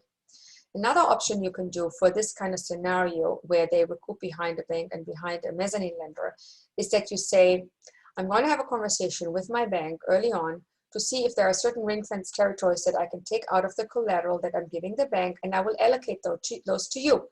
I'll allocate Thailand, China, maybe Russia to you as rights that you can recoup out of in first position. So the bank doesn't get their hand on it, the mezzanine lender doesn't get their hand on it. I will do that. But you can only put that in the equity agreement if you actually got the approval from the bank and the mezzanine lender to release those territories to you out of their collateral pool. And that's when you can put it in. It's a beautiful thing to do, because what that does, it will get money to the investor early on, which makes them feel very valued, and it's great for future projects you want to do with them. So I many times do that if I have enough collateral available, if my sales estimates are strong, if the pre-sales show that I'm in line with my sales estimates. At that point, I can negotiate. What I can do with the equity investor early on, if I don't know if I can ring fence territories out, I will say in the agreement, I will aim to secure certain ring fence territories, but cannot approve that right now at this moment. So if you don't know yet, if you don't have the approval yet from the bank and the mezzanine lender, you can put it in the agreement as a potential. You can name those territories. and say, I will do my very best to secure those for the equity investor, but I can't secure them now but it is subject to the approval of the lender and the mezzanine lender. So you can put that in early on as a potential for them, so they get excited about this possibility, and they know you will do your very best to negotiate an approval from the senior and the junior lender to be able to do this. The mezzanine investor agreement is a little similar to the equity agreement. Obviously, in the equity agreement, you also specify, premium, and you specify back and profit participation. I mean, that's a given. The mezzanine investor, there's very many different mezzanine lenders out there, and they ask for many different things. The ballpark I work with, I never use more than 10% for mezzanine, and I always try to keep them out of my profit participation pool so that they don't have back end, and I'm trying to just pay them an interest, ideally not a premium, but I don't always get away with that. So in some cases, I pay a fee, a loan fee, when I close the deal, which is then deducted from the mezzanine loan that I'm given, and I'm also paying a little premium, which is usually not more than 10%. If it's an interest fee I pay, it could be up to like 15%. These mezzanine loans are very expensive, so just keep that in mind, because it's kind of hard money lending fields here, hard money lending areas. So there could be anywhere from 10 to 15% interest, and there could be a small back end. And they definitely want to make sure that they have enough collateral. So they want to make sure that after the bank has recouped in front of them, there's enough for them to recoup their money plus a little extra, and their premium, of course. So whenever you put these structures together, you need to see, do I have actually enough territories for the bank? The bank wants twice the territories that they give me a gap loan for. And then do I have enough for the mezzanine lender to give them? And then do I have enough for the equity to give them? So you need to be really careful when you do your finance plan to look at exactly how many territories you have left to sell, and if that covers the amount you're trying to get financed. And we talked about the risk with the mezzanine lender. The lender usually has a wider recoupment period. There is like with the equity investor, there is no term. There is no, we're going to pay you back in 5 years term. With the mezzanine lender, there is a term, and it usually is around 5 years. And you got to make sure that you hit them, that you don't not pay them back, because otherwise they take over your movie, and then the equity investor's not going to see anything. So just be aware that these terms for the mezzanine lender could be iffy.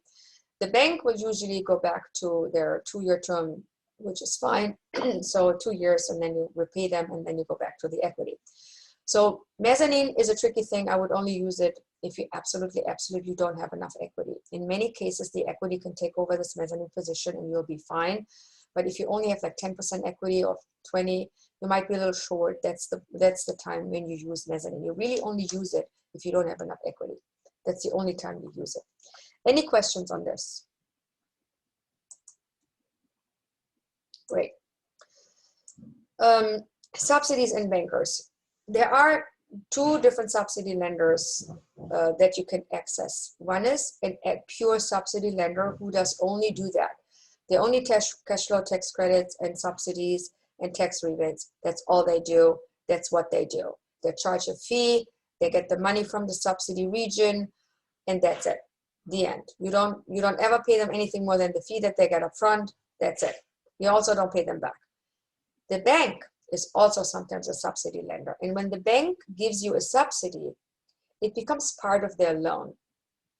So in that case, you do pay them back. And you would be the person that would be repaid from the subsidy region, and then you pay them, or the subsidy region pays them, depending on how you structure the bank loan. But in this case, it is your responsibility to make sure that the subsidy region actually pays. So the advantage is it's not a 15% fee, it's a lower fee that you pay the bank because it's part of the loan that they give you in addition to the pre-sale loan and the gap loan. So the fees are likely lower, but you're responsible to making sure you pay that loan back. It becomes part of your senior loan, so it's very important that you keep that in mind. I always get nervous when things like that happen because now I'm responsible for Iowa paying or not paying. Don't want to do that. So I usually prefer a subsidy lender because the responsibility of repayment is then on them and not on me. So just keep that in mind as a potential second option. The subsidy lenders that are in Europe, subsidy providers in Europe often do not require you to have a subsidy lender because they cash flow the subsidy themselves and they give it to you based on a bonded production cash flow plan. So whatever the bond company says when money has to be paid, that's when they pay it. So in that case, you don't need a lender. But in many other jurisdictions, you will need a lender. They sometimes have executive producer fees that you have to allocate in addition to the fee. They want a credit. So there is that. With these subsidy lenders, they might want, worst case scenario, they want an executive producer credit and a fee and a lending fee. That's a worst case scenario that you'll see.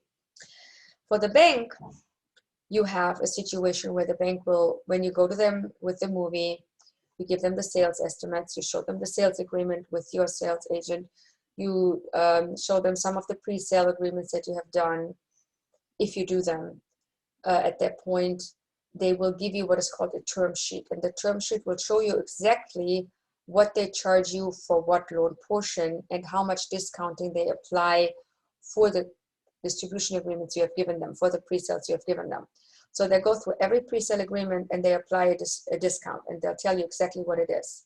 So the term sheet will say exactly, this is the discount for the Germany deal you did, this is the discount for the China deal you did, this is the discount we give you for this. So altogether will be in a term sheet that's very detailed and that shows you the interest that you're paying, how, what is being deducted as a loan fee, the legal fees you might have to consider for them, and the discounting they will apply, and all the costs related to the loan will be on a term sheet. And that term sheet will later be transported into a loan agreement. But the term sheet is legally binding, so you can use that for your financing plan as you go forward and as you put your movie together. Sometimes they do give you a preliminary term sheet based on what you're telling them what you're doing. So they will say something, okay, if this is what you're pre-selling and if this is who your sales agent is, this is what we think we can do. So they also issue something earlier that gives you an idea of where you will potentially be lending. And after that, the bank will basically take over the closing process in saying that we as the bank will lead the closing process, and all the agreements that you will face in the closing, a majority, if not 90% of them, are related to the bank closing. They all correspond with what the bank needs, which is why the closing lawyer, the bank lawyer, will lead this entire closing process for everyone else to follow. So the lending agreements that you deal with are really part of your closing agreements, and the bank will guide that.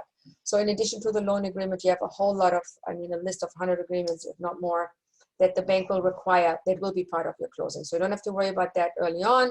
When the closing comes, you worry about it. The one thing you would focus on is your term sheet. That's the only thing you need to focus on when it comes to the bank. They will have you send so-called NOAs to the pre-sale people. So meaning a notice of assignment is issued to every distributor who you pre-sold to. They have to fill out this notice of assignment, and it's a form that is established by your bank. And that does the following. It assigns the payment that the distributor would pay to you to be paid to the bank. And it has certain terms in there that the bank requires for this distributor to adhere to. So without notice of assignment, you won't be able to close your loan. So it's very important that the notice of assignment is sent to the distributor very early on so that they come back because they're part of your closing process.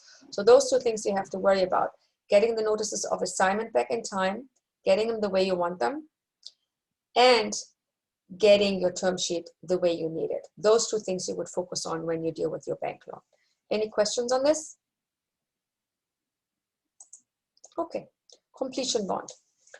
Completion bond is someone you will talk to fairly early on when you put your project together and talking to them about, this is my project, this is the budget that this bondable line producer has put together, this is the production schedule that the bondable AD has put together, and this is the production cash flow plan that the line producer has put together. Here's our post-production plan, here's how we want to do the visual effects, here are some of the quotes to back the budget from the service providers. So you prepare all this. Here's the pay-or-play offers if you have issued them already. If not, they'll put them in later. Here's the sales agency agreement that we have. So as soon as you have more and more and more agreements, you'll get more and more and more ingrained with the bond company and their closing process. They will ask you for everything. They will ask you to do an agreement where you defer a portion of your fee to be paid last to make sure you're focused, and if you do something wrong, they take your producing fee, or at least that portion. They make sure that the director is in line with whatever they need to do. They do all the health tests, of course, with the actors.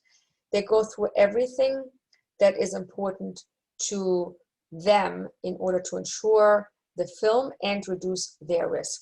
And they will guide you through the process of what they need. So they might look at a certain scene in the script and say, there's no way that this scene is shot in 2 days. We think you need 4 days. And we think you need to add this, and here's why. It goes into that much detail.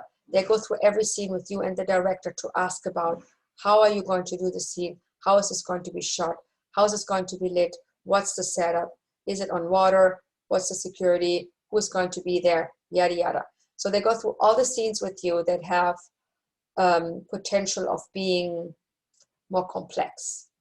So that's going to be a very detailed process, which is actually good for you to do early on, because it will help you establish the right numbers for your budget, and it will also help you in preparation of your project in doing it the right way. So they will look at the script. They will obviously look at the director and their past performances. They will look at that you have proper production insurances. They will look at whatever you want to exclude from your budget, which then makes it the strike price.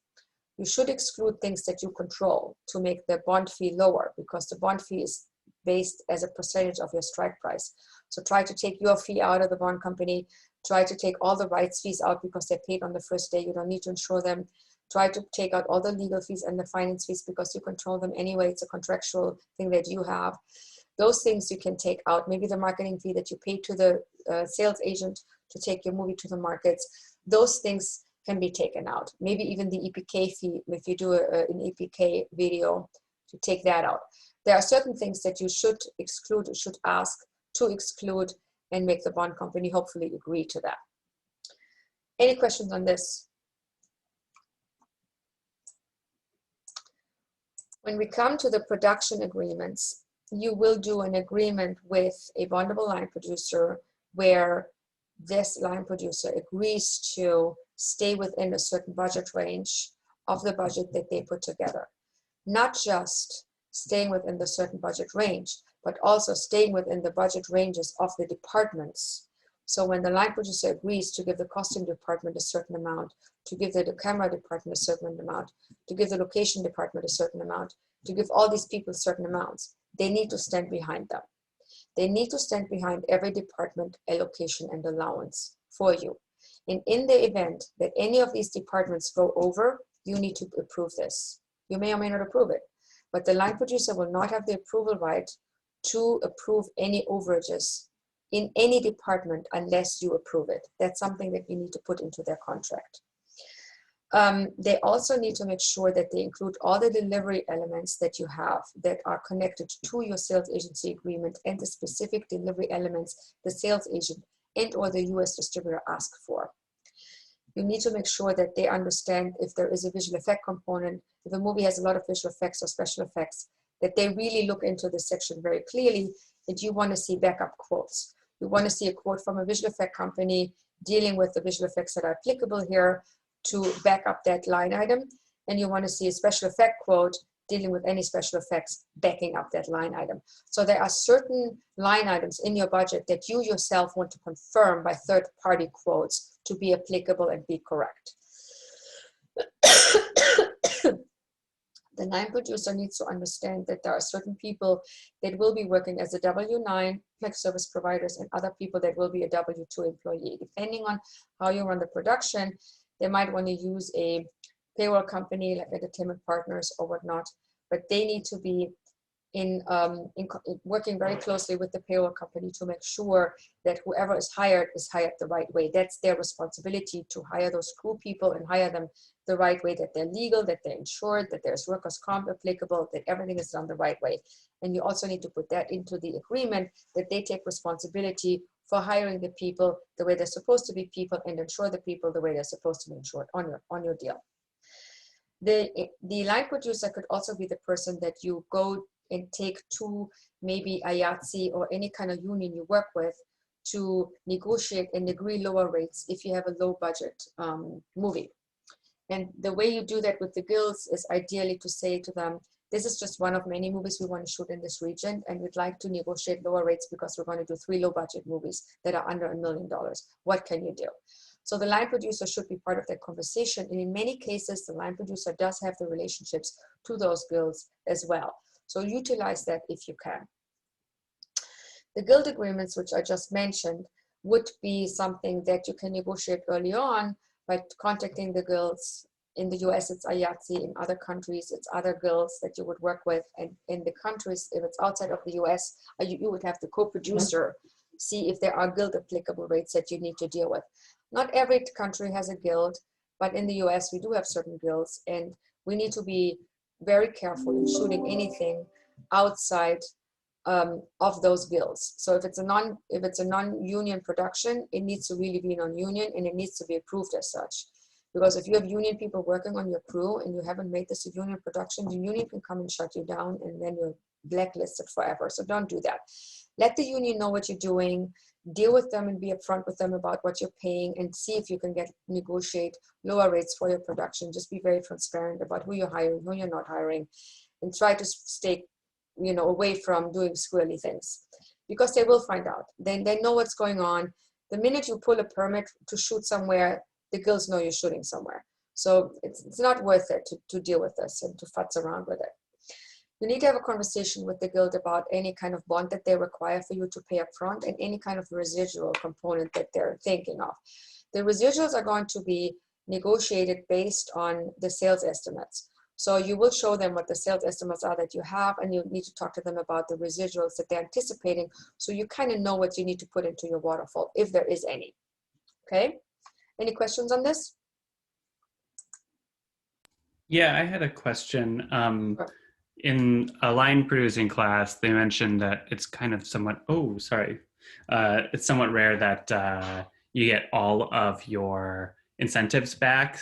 How do you kind of account for that? I guess What does that mean, that you get all of your incentives back? So like, let's say you're hoping you get 25% back from New Mexico or something, and you have X amount of below the line that you're hoping to get that back. Some of those fees, some of those costs aren't directly applicable, and a lot of times they fall under the like percentage that you were hoping to get back. How do you kind of account for that? Great question, Jeremy. Here's what we're going to do. When you have a movie that you shoot, let's say you shoot it in New Mexico, just as an example. When you have a movie that you shoot in New Mexico, you take your budget and you are talking to the New Mexico government early on, and you say, here's my budget. What is eligible? What is an eligible expense in your region that I can get money for? Talk to someone who can give you an estimate. And this estimate is usually issued by someone who the lender who gives you the tax credit up front will know that they can rely on. So you don't even, the situation you're describing can only occur if you don't do what I'm just telling you. If you just do a production in New Mexico, you haven't done anything, you haven't done any, you have no idea how much you're getting back. You're thinking you're getting back something, but you don't really know what's eligible, what isn't eligible. You just go shoot, and then you put in your tax return, all the things that you think you'll get back. This is what happens then. You don't want to be in that situation. What they're describing is a situation where someone didn't do their homework. You have to know who to talk to. You go to the New Mexico Film Office and you say, who do I talk to that can give me an estimate that is an accountable estimate for my lender? They know who these people are. And this estimate person will tell you exactly, looking at your budget, how much money you will get. It can go up and down because the contingency is not allocated yet, because you don't know if you use contingency, you don't know where you spend it. But outside of contingency, they see exactly what your line items are, and they can estimate, if you pay your money based on these line items, this is what you should be getting. They give you an upfront estimate, and that paper you take to your tax credit lender, and they will look at that paper. They will probably discount it a little bit, and then they give you a little less than what's there and then charge you the fee. The minute this happens, you're out of the responsibility of chasing that subsidy money. You already have it. It now becomes the responsibility of the lender to chase that money. And that's the position you want to be in. You do not want to be in the position that you're describing, where you don't do this. You basically shoot the movie hoping it's eligible. Things change while you're shooting. Less stuff becomes eligible. And now you're not getting what you were hoping for. And that's exactly happening if you don't do the pre-work that I just described. Does that make sense? Yeah, thank you very much. Okay. Anyone else questions to this? Not about this exactly, a general question. Yeah. What about, just in case, for some reason we don't make any profit as producers, what kind of costs do we have where we use our own money for anything during production or pre-production, for anything that we have to spend ourselves? And how can we minimize the risk or the costs, what we put in ourselves? Mm-hmm. Very good question. Thank you, Jessica. Yeah. Anytime you start a new venture, and it doesn't matter if it's a film or a bakery you open up or a shoe store you open up, you have to put money up because it's a new venture. So you are entering a new venture that requires you to put some money in because it's a new venture. In movies and film, it's not any different. You're creating a venture because every movie you do, every TV show you do is its own little company. It's a startup. What you should be spending money on is development rights, buying the rights. That's the money you should be spending. Maybe the writer, you will pay something. Maybe you do a little bit of research regarding what we just talked about. Where are we shooting? How much money can we get out of them? Maybe you have to pay a lawyer a little bit to advise you on these agreements. You only spend money on things that give you a full picture of what is possible for you to do and what is the most feasible thing to do. So that's the development phase and the finance phase. So like when you put together a business plan, maybe you have someone help you with the business plan. You might have to give them a little money to design it, make it look nice. But other than rights, maybe some packaging, if you have to do a down payment for an actor, which is usually done by an investor, not by you, but maybe you have to put up some. A casting director, maybe you want to give them some money to help you cast. Maybe a line producer to do a budget for you. Those are the kind of things that establish important elements that make your project happen, that you would likely pay. Now, here's the thing with those. Those monies go into a budget that will say development cost. And that money comes back to you on day one of closing. That's how you need to frame it. So not only do you put in development cost, but you only put in a little premium because you are a little investor. You need to make 20% on your money. So you will put all this money in as development cost and you add 20% as your own premium. And that money gets paid to you in the beginning. So when you put your budget together and you paid a lawyer, you paid this, you calculate, okay, how much did I spend? Okay, I spent $50,000 in putting this thing together. I want to make 50,000 plus 20 back. 50,000 plus 20 is 60, I guess. So your development cost is $60,000. Payable to you goes in the budget. That's where you get your money back first. And you have to do it, and you have to do it as the LLC also. So the LLC separates from you. It's not you as a producer who gets the money, it's the LLC that gets the money. Because the minute you as a producer put it in, the bond company can leech on that money. You don't want that. So you're going to put its own little LLC, because the LLC has all these costs. And the LLC wants to get paid back. It's not the producer, it's the LLC. Make that distinction so the producer can't get their hand on the development money. Very important. As a producer, you put in a producer fee. This is the money you earn for doing the work. Should not be paying anything else, should just be paying you for doing the work. Should be around 5 to 8%, maybe 10 max for you. Yes, producer fee. No one should touch it. One company will probably take half of that, put it aside, and pay you half over time, but they will keep half as a reserve. So as you budget your producer fee, budget a little higher, knowing the bond company is putting their hands on it. Yeah, but stay within a framework that is industry standard so that the entire producing pool does not show more than 15% being paid to them. That's where you have the second money that goes to you. And the profits that come at the back at the end is very much success driven and should not be something you count on ever. So make sure that the development money has a premium on it, and make sure that the producing fee is high enough so that the bond company can snatch some and you'll still be okay. That's kind of the job that you have. These are two very important budget line items that will help you get your risk money out. The worst thing that happens is you paid $50,000, thing doesn't happen. Oh well, Okay. the shoe company is not open, the bakery is not open because your business plan sucks. That's what can happen. If your project is not good, it's not going to happen. It's like with any other business. If it's not good, it's not going to happen. So your job is to make it as good as possible, but your job is also to secure yourself and make sure you get paid back. Because you are an investor in this very moment when you put up that angel investment. So remember this and put it in as a company, not as yourself, so you are safe from the bond company. Okay? When you say 15% producer pool, do you mean development and the fee? No, development is separate. Okay. Development is a separate line item, has nothing to do with your producer fee. This is a separate line item. Nothing to do with you, nothing to do with producer fee. This is the money you spent that you want back with a 20% premium. The producer fee that goes to Jessica herself is going to be a separate line item. And that will be, let's say 10%. The bond company says, oh, 10%, great, we'll allow you 5, or we'll keep 5 as a reserve. Okay, now it's 5%. Well, it's okay. You were intended to charge 5% anyway, so there you go. So you kind of keep in mind that they're going to reduce some of this. And then the other thing you do in your budget, you put cushions in. So when the camera department comes back to you and says, we need, for our department, $25,000. Costume department comes back and says, we need $20,000 for our department. Location department comes back and says, we need $30,000 for our department. For every department, you add about 20% as a cushion.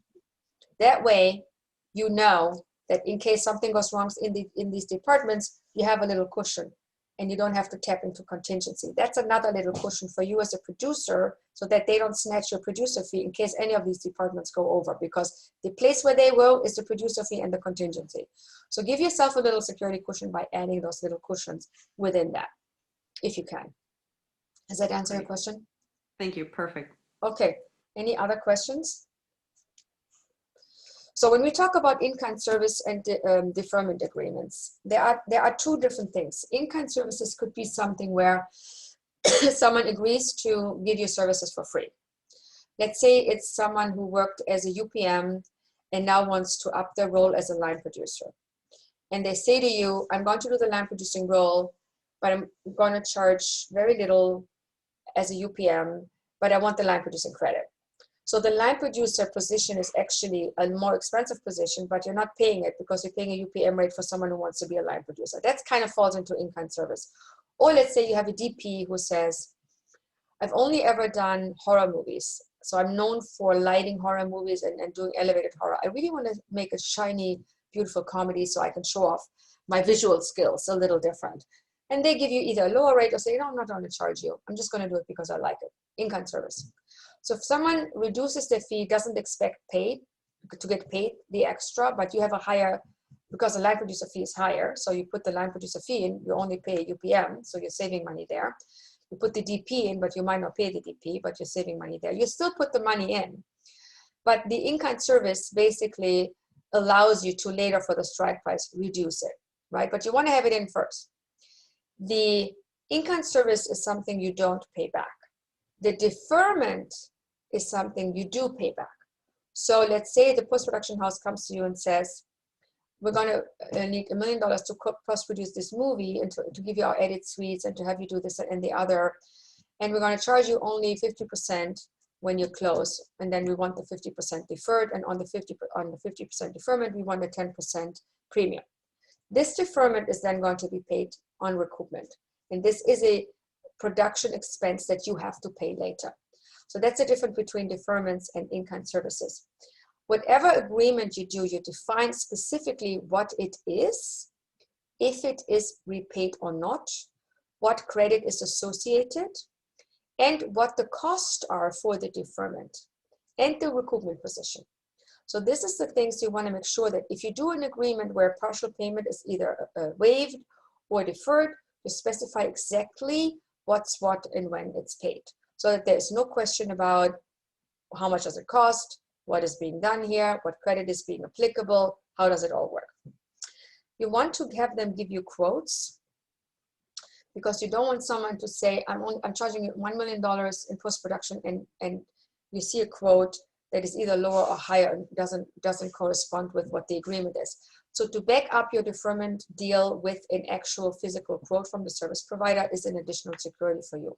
So have them give you a detailed quote and saying, we're going to do editing, we're going to do edit suites, we're going to have this post-production schedule, 22 weeks, we're going to do this, everything included, or visual effects. For visual effects, we're going to do these scenes, shots, these many scenes, these many assets, here's what we're going to charge. So be specific about deferment deals by attaching a quote as an exhibit. Any questions there? Jeanette, I just want to ask, are there specific production accountants, because this is where I see the biggest challenge in every single production that I've been in, where the production accountants are actually cleared by the bond company in advance or cleared? Okay. Yes, where do you Nina. find? Good. Who asked this? Who was it? Darren. Was it Darren? I forgot. Yes. Okay, Darren. Darren, I love your questions. I forgot to Thank you. mention this, actually, because I'm not perfect.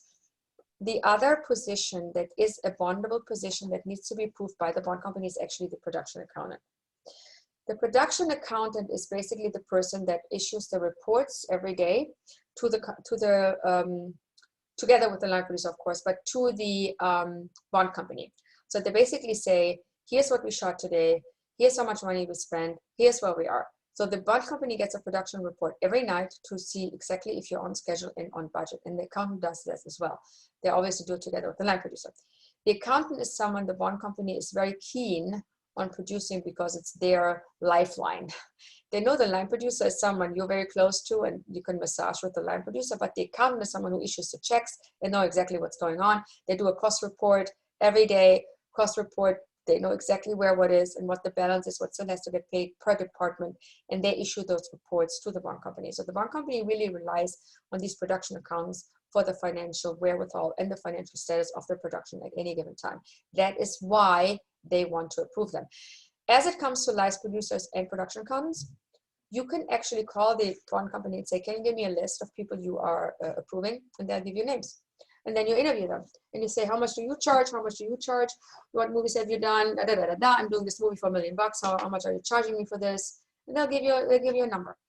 And they'll set you up with all the report systems that you need, so you don't have to worry about it.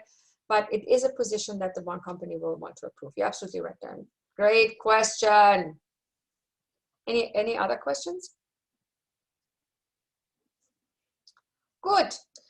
So the collection agent management agreement, CAMA, is probably the most important agreement in your entire production because it combines all the agreements that relate to financing, distribution, profit participation, expenses, revenues, anything regarding your movie. And that's an agreement where everyone that has that is paid an expense or a profit participant has a right to see it and sign it. Not everyone has to be a signatory to the CAMA, so they can just see it and be okay with it. The job that you have is to make sure that you have as little people signing it as possible, because that will also cut down your closing period. The closing period needs to be as short as possible because you're paying a lawyer to do all this. So it's time. Time is money in this case. So really think about who do you need to be a signatory. You want the guild, if it's a guild production, the guilds will likely want to be a signatory. Likely the sales agent will want to be a signatory. If the bank recoups through the collection agent, they want to be a signatory. The actors, maybe they have an instruction letter that they sign. They might not always have to be, but sometimes they want to be a signatory. Obviously, you are a signatory as a producer. The main investor would want to be a signatory. The subsidy lender would want to be a signatory. Other than that, deferments don't need to be, in-kind people don't need to be, small, little, investor profit participation people don't need to be. Not everyone needs to be. only the most important people that drive your deals should be in there. And you can have a conversation with the collection agent and say, what's the minimum I can get away with in the structure that I'm facing here? And tell them what you want to do. I have this movie, it's $1 million. Here's my sales agent. Here's what I'm thinking of doing. Who needs to be a signatory? So let them tell you early on who is the likely candidates you have to have, and then try to have everyone else stay out of it. So if everyone else that you want to stay out of it requires to be a signatory, you would try to push back on that, because you don't want too many cooks cooking. It's always a thing, and then people get all ego. Man, I have a better deal, and why do they get so much money, and I didn't know they were getting all this money. It gets iffy sometimes. So the less signatories you have, the better it is for you, the more efficient the closing will be for you. But just know this is the heart of the production. Everything comes together and everything kind of fits. And in most cases, it kind of doesn't fit. This is also the time where you might have to do some renegotiations, because when you started out with a plan, life happened. And then now the plan is a little different. So just be gentle about massaging some of the terms that you just need to massage to make them fit in the end. And that will likely happen. So don't be afraid of that happening. Don't freak out. Oh my God, my equity investor wanted to be not, doesn't want this big loan in front of him. Now I have to talk to him about this big loan being in front of him. What do I do? Just talk to them and say, listen, I'm getting the movie made. That's the good news. Here's the bad news. You're being pushed back $10,000 in your recoupment. Is that okay with you?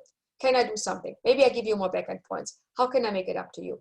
So those are the kind of conversation you will likely have happen towards the end of your closing period. So just be aware, it will likely come, and just kind of brace yourself for that, and just, try your best to make it work. Any questions on this? 9, good.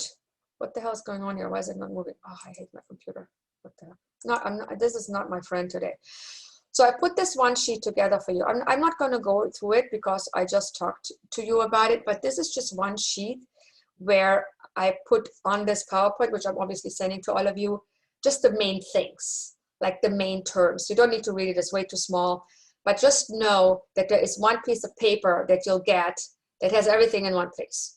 So that what we talked about today is going to be reflected in here, and you should be good. Hold on a second. This is financing. This is the financing terms, and this is for the other terms. So it's 2 pages of this where you see all the main terms reflected.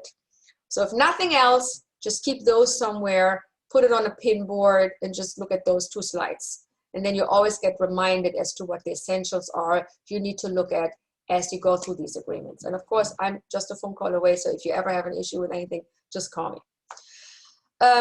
This is it for today. I did put together, for those of you, okay, so my slide is not doing anything today. Yeah, it's blanking. Something is wrong with my program. I did put together the assignment 9 module for you, to Kill Me Now season 2, the series that is basically reflected in module 9 as a step-by-step study. And all I changed for this step-by-step study was I increased the budget, I increased the money that we're getting from Netflix, and I changed the post-production deferment and the incentive. So those are the 4 items I changed. So when you go through the case-by-case study on module 9 and just look at the video and just do these changes, you should get what I get. Now my slide is doing something screwy, but I did, thank God, save this slide and send it as a PDF to my sister yesterday. Hallelujah. And I will just send you guys that PDF so you can see what I did with this assignment 9 for season 2. So I would suggest you look at that at your own time, and then contact me with any questions that you have about this assignment if you want to do it. I think it's an extra credit, so it's not a must. It's just if you want to do it and feel like you want to do it, you can do it. So any questions on anything? I have a question. All right. At the assignment last week, can you put up what it should have been? Because I know I messed up the number somewhere, and no I just. No worries. Was it, what was module 8? I'm going to look up what was module 8. I'll send it to you. And Christina, always feel free to reach out and I'll walk you through the assignment. together. We can go on Zoom and we do a step-by-step thing, and we'll do it together. Yeah, also good, yes. And that goes for anyone. I've done this with a few of you, and I'm always happy to do it. I get on a call, we do it together, step by step, on an Excel, start from scratch, no problem. I'm happy to do that. So, because I'm going to look it up, I'm going to email it to you, and Okay. then if you look at what I'm doing there and you have questions, you call me and we'll get on the Zoom. Okay? Okay, thank you. I appreciate Of course. Anyone else? Yeah, I have a different question. So this is basically the non-studio financing model. So my question is, how much cost is added with all the structure that's required for the independent filmmaker? Okay, big question, Daniel. Let me unpack this. This course is in general about how you put your movie together if you don't have a pickup deal with a studio, where the studio does all this work. The studio takes your idea and makes it, or the network station takes your idea and makes it, and they take all the financial responsibility, in which case you get a fee as a producer. You may or may not get back-end ownership. You may or may not have any profit participation, but you get a fee and they do the work. You may or may not stay attached as a producer. It depends on the deal you do with them. But they basically take your idea and they make it happen. This happens. Netflix does it, Amazon does it, studios do it, networks do it, right? Very real thing. Yep. Short of that is all we learned here. And there are various ways of doing this. There is a way where half of it is done by the studio and half of it is done by you. Split rights deal, where the studio does domestic, you keep international. Or a third of it, studio buys domestic in perpetuity, but or maybe 10 or 15 years or 25 years, the rest is done by you. So we learned about the various versions of what happens if you don't have a studio partner. What happens if you have no partner and you just start from scratch and you do it through international sales estimates and pre-sales, and then you figure out the rest. So we went all the way down to what do I do if I have nothing? The cost that is different is not really different, because when the studio does it, they have the same cost because they get the money from someone. They have to put it together. It's just not your cost, it's their cost. Your cost is budgeted. So you should not be paying more than what you're paying, as I mentioned earlier, to Jessica to get it all started, which, by the way, those development costs may likely apply as well when you have a pickup deal, because you still need to buy the rights, you still need to develop the script, you still need to make it interesting for a studio to buy it from you.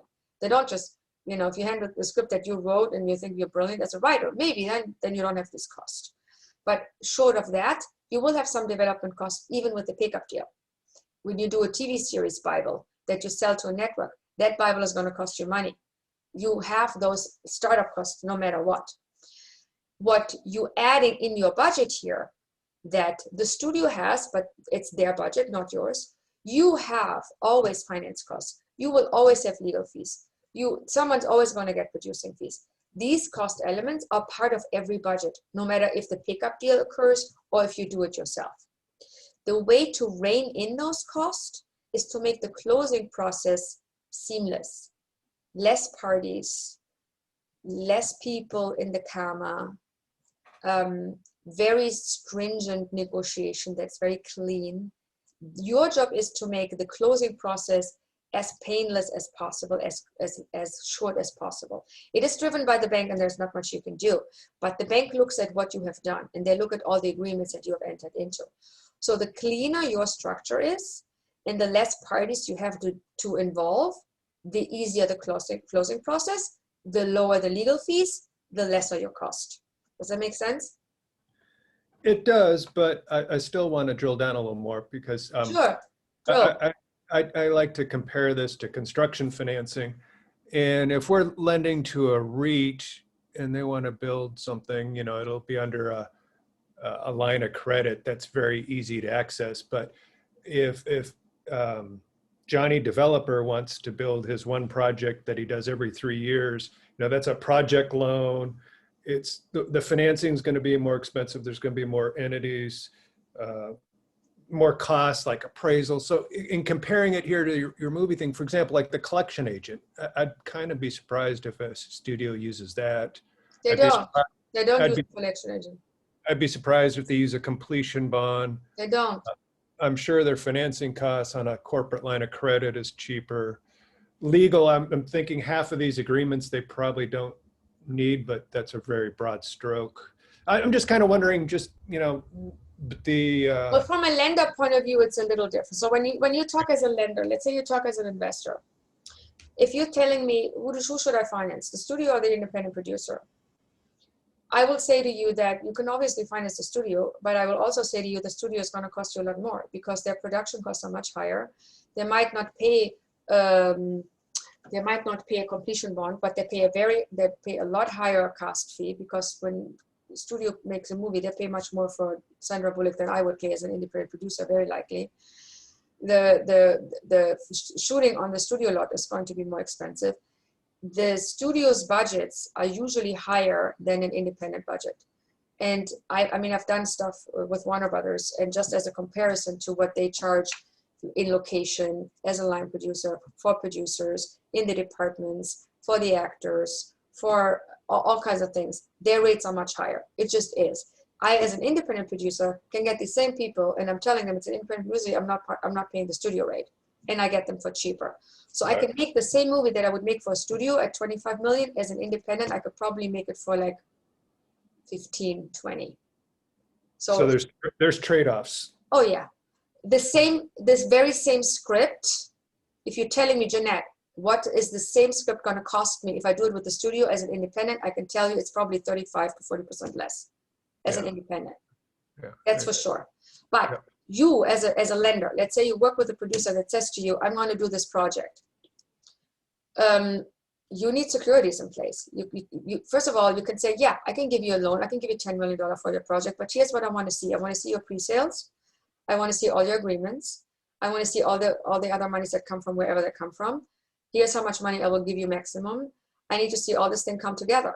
You need to secure yourself in a way that you're not just lending something that no one wants. You want verification from the marketplace. So pre-sales are going to be very, very important to you. Sales estimates are going to be very important to you, because you cannot lend on the green eyes of the beautiful producer. You have to lend on actual factual data like a bank would. You could be a little less stringent with your verification process because you're not a bank in that essence, but you need to be close enough operating to what a bank-like institution lender, like when I lend money to productions, I want to see all this. I want to see what pre-sales are there, what are the sales estimates, who are the sales estimates. I look at all this as a lender. I mean, I lend money to people that do movies. But I look at all this. Not at LIBOR plus 3%, I imagine. Of course not at LIBOR plus 3%. I want to make money, so yes. But the point for you would be, you also want to make money because you have a certain risk. So if the bank does LIBOR plus 3, great. The bank has 1,000 different loans that they deal with that they can offset this one if it doesn't work. But as a private lender, a bank-like lender, you might not have the portfolio to be able to offset someone who doesn't pay the loan back. So you're going to charge. I mean, when I go to a private lender for a regular loan, I'm in the 10% range. Yeah, I would think. And people are used to this. And this is okay because you're taking a risk on someone. You're not as stringent as a bank. You don't go through like a 6-week closing process and 150 documents like the bank does, but you look at the specific documents that are important to you, and you likely want a completion one to be on there, for sure.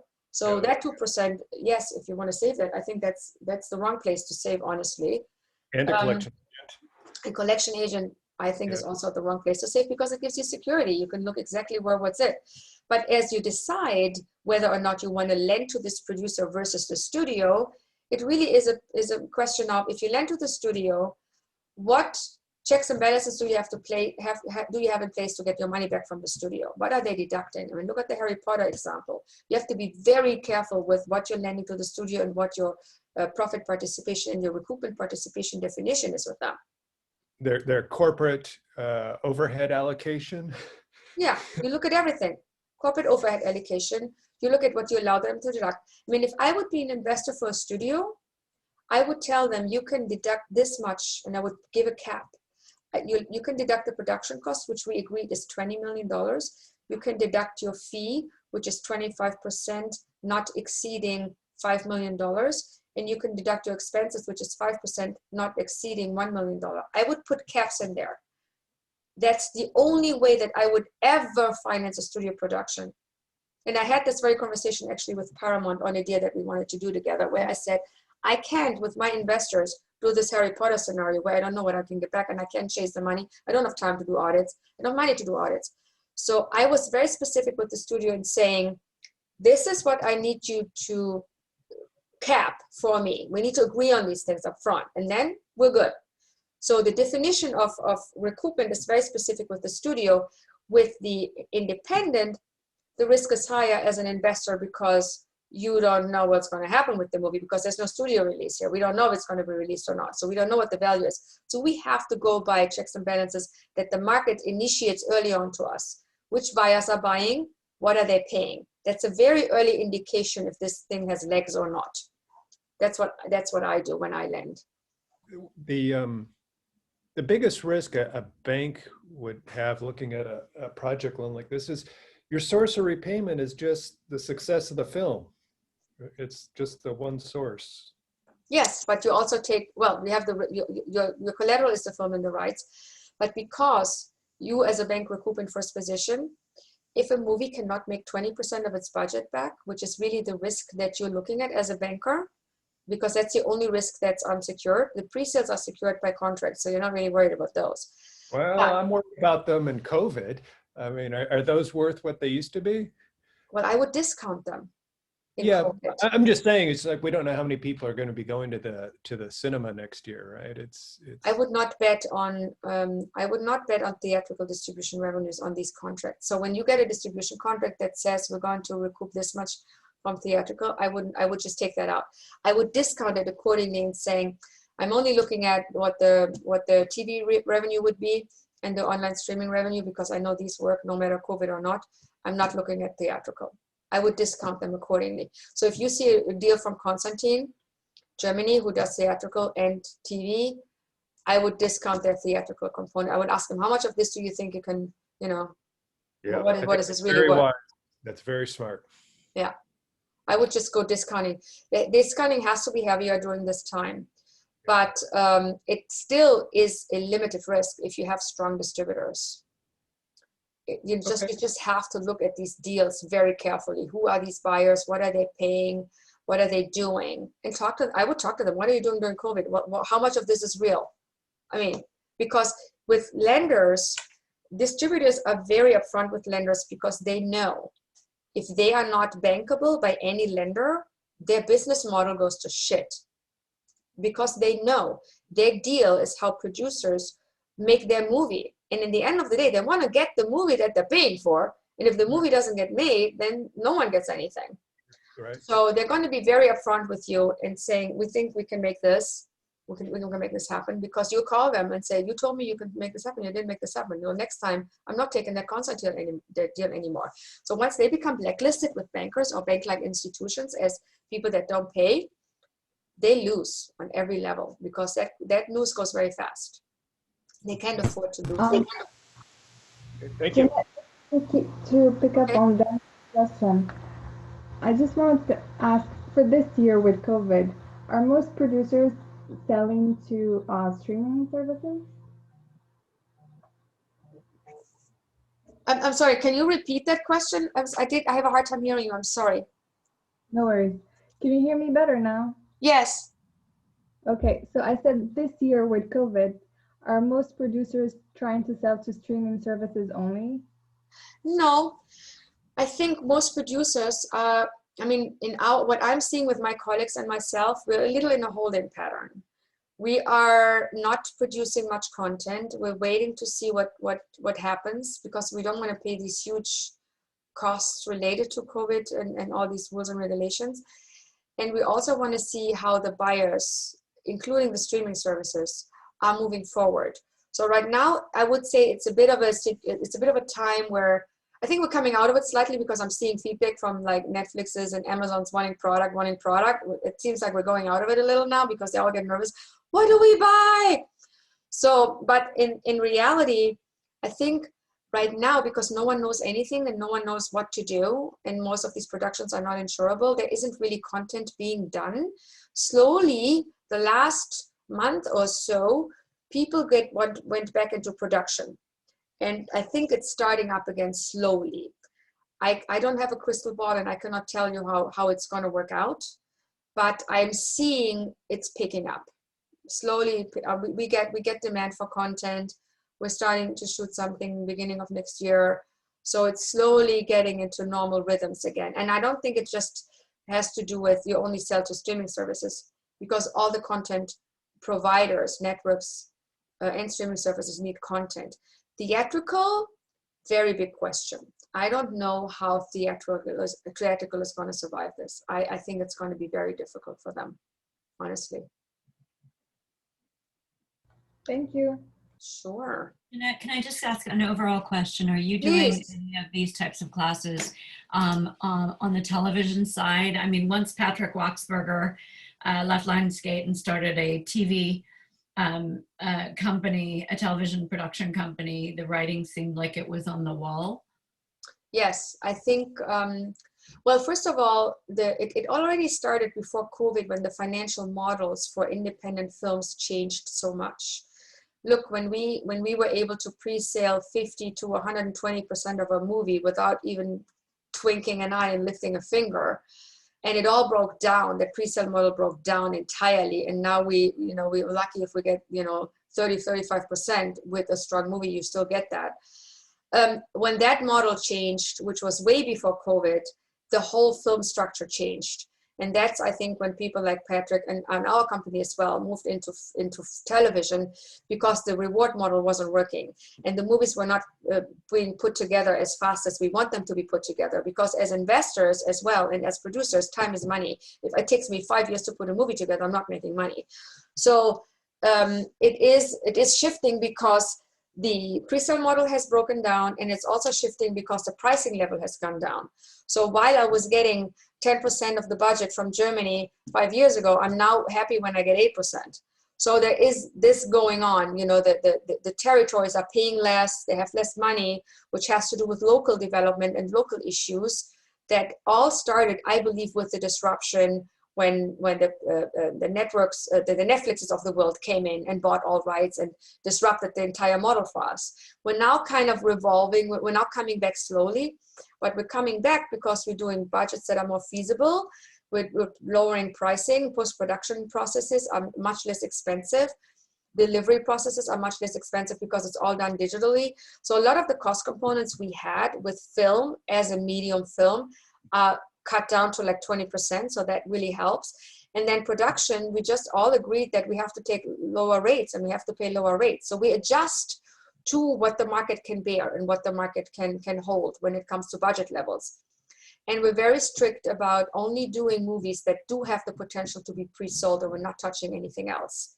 Very commercially driven projects only. And that makes it harder. So I'm adding television to my portfolio simply because it is a creative decision that makes me money. And you can do both. There's no reason why you can't do both. Does that answer your question, Darren? Yeah? Okay. Anyone else, anything? Right. If that is it, then I'm letting you go to enjoy your weekend. And we're going to see each other in 2 weeks. In 2 weeks, we're actually going to do the final together. So you can start, look at the final, get familiar with it when it pops up. Just, look at some of the questions. And then if you want to, you can join me in 2 weeks and we'll do it together. I always do that. It's a lot of fun. And then I also in 2 weeks would like to see who was able to put together a project for extra credit and wants to just let us know about it. And then I'll give some feedback on it. If you guys want to prepare your projects for next week, that's great. You don't have to all, I am happy to look at them before. You can send them to me also, and I give you some feedback prior. So just do whatever feels right for you. But I'd love to see if we can talk about at least 1 or 2 of these business plans that you guys put together, so everyone has the benefit of getting some feedback about the beautiful work that you guys are doing for extra credits. Does that work? Yeah. Okay, beautiful peoples. Enjoy your weekend. Bye. Thank you. Bye. Bye. Thank you. Bye. Tschüss. Tschüss. Tschüss.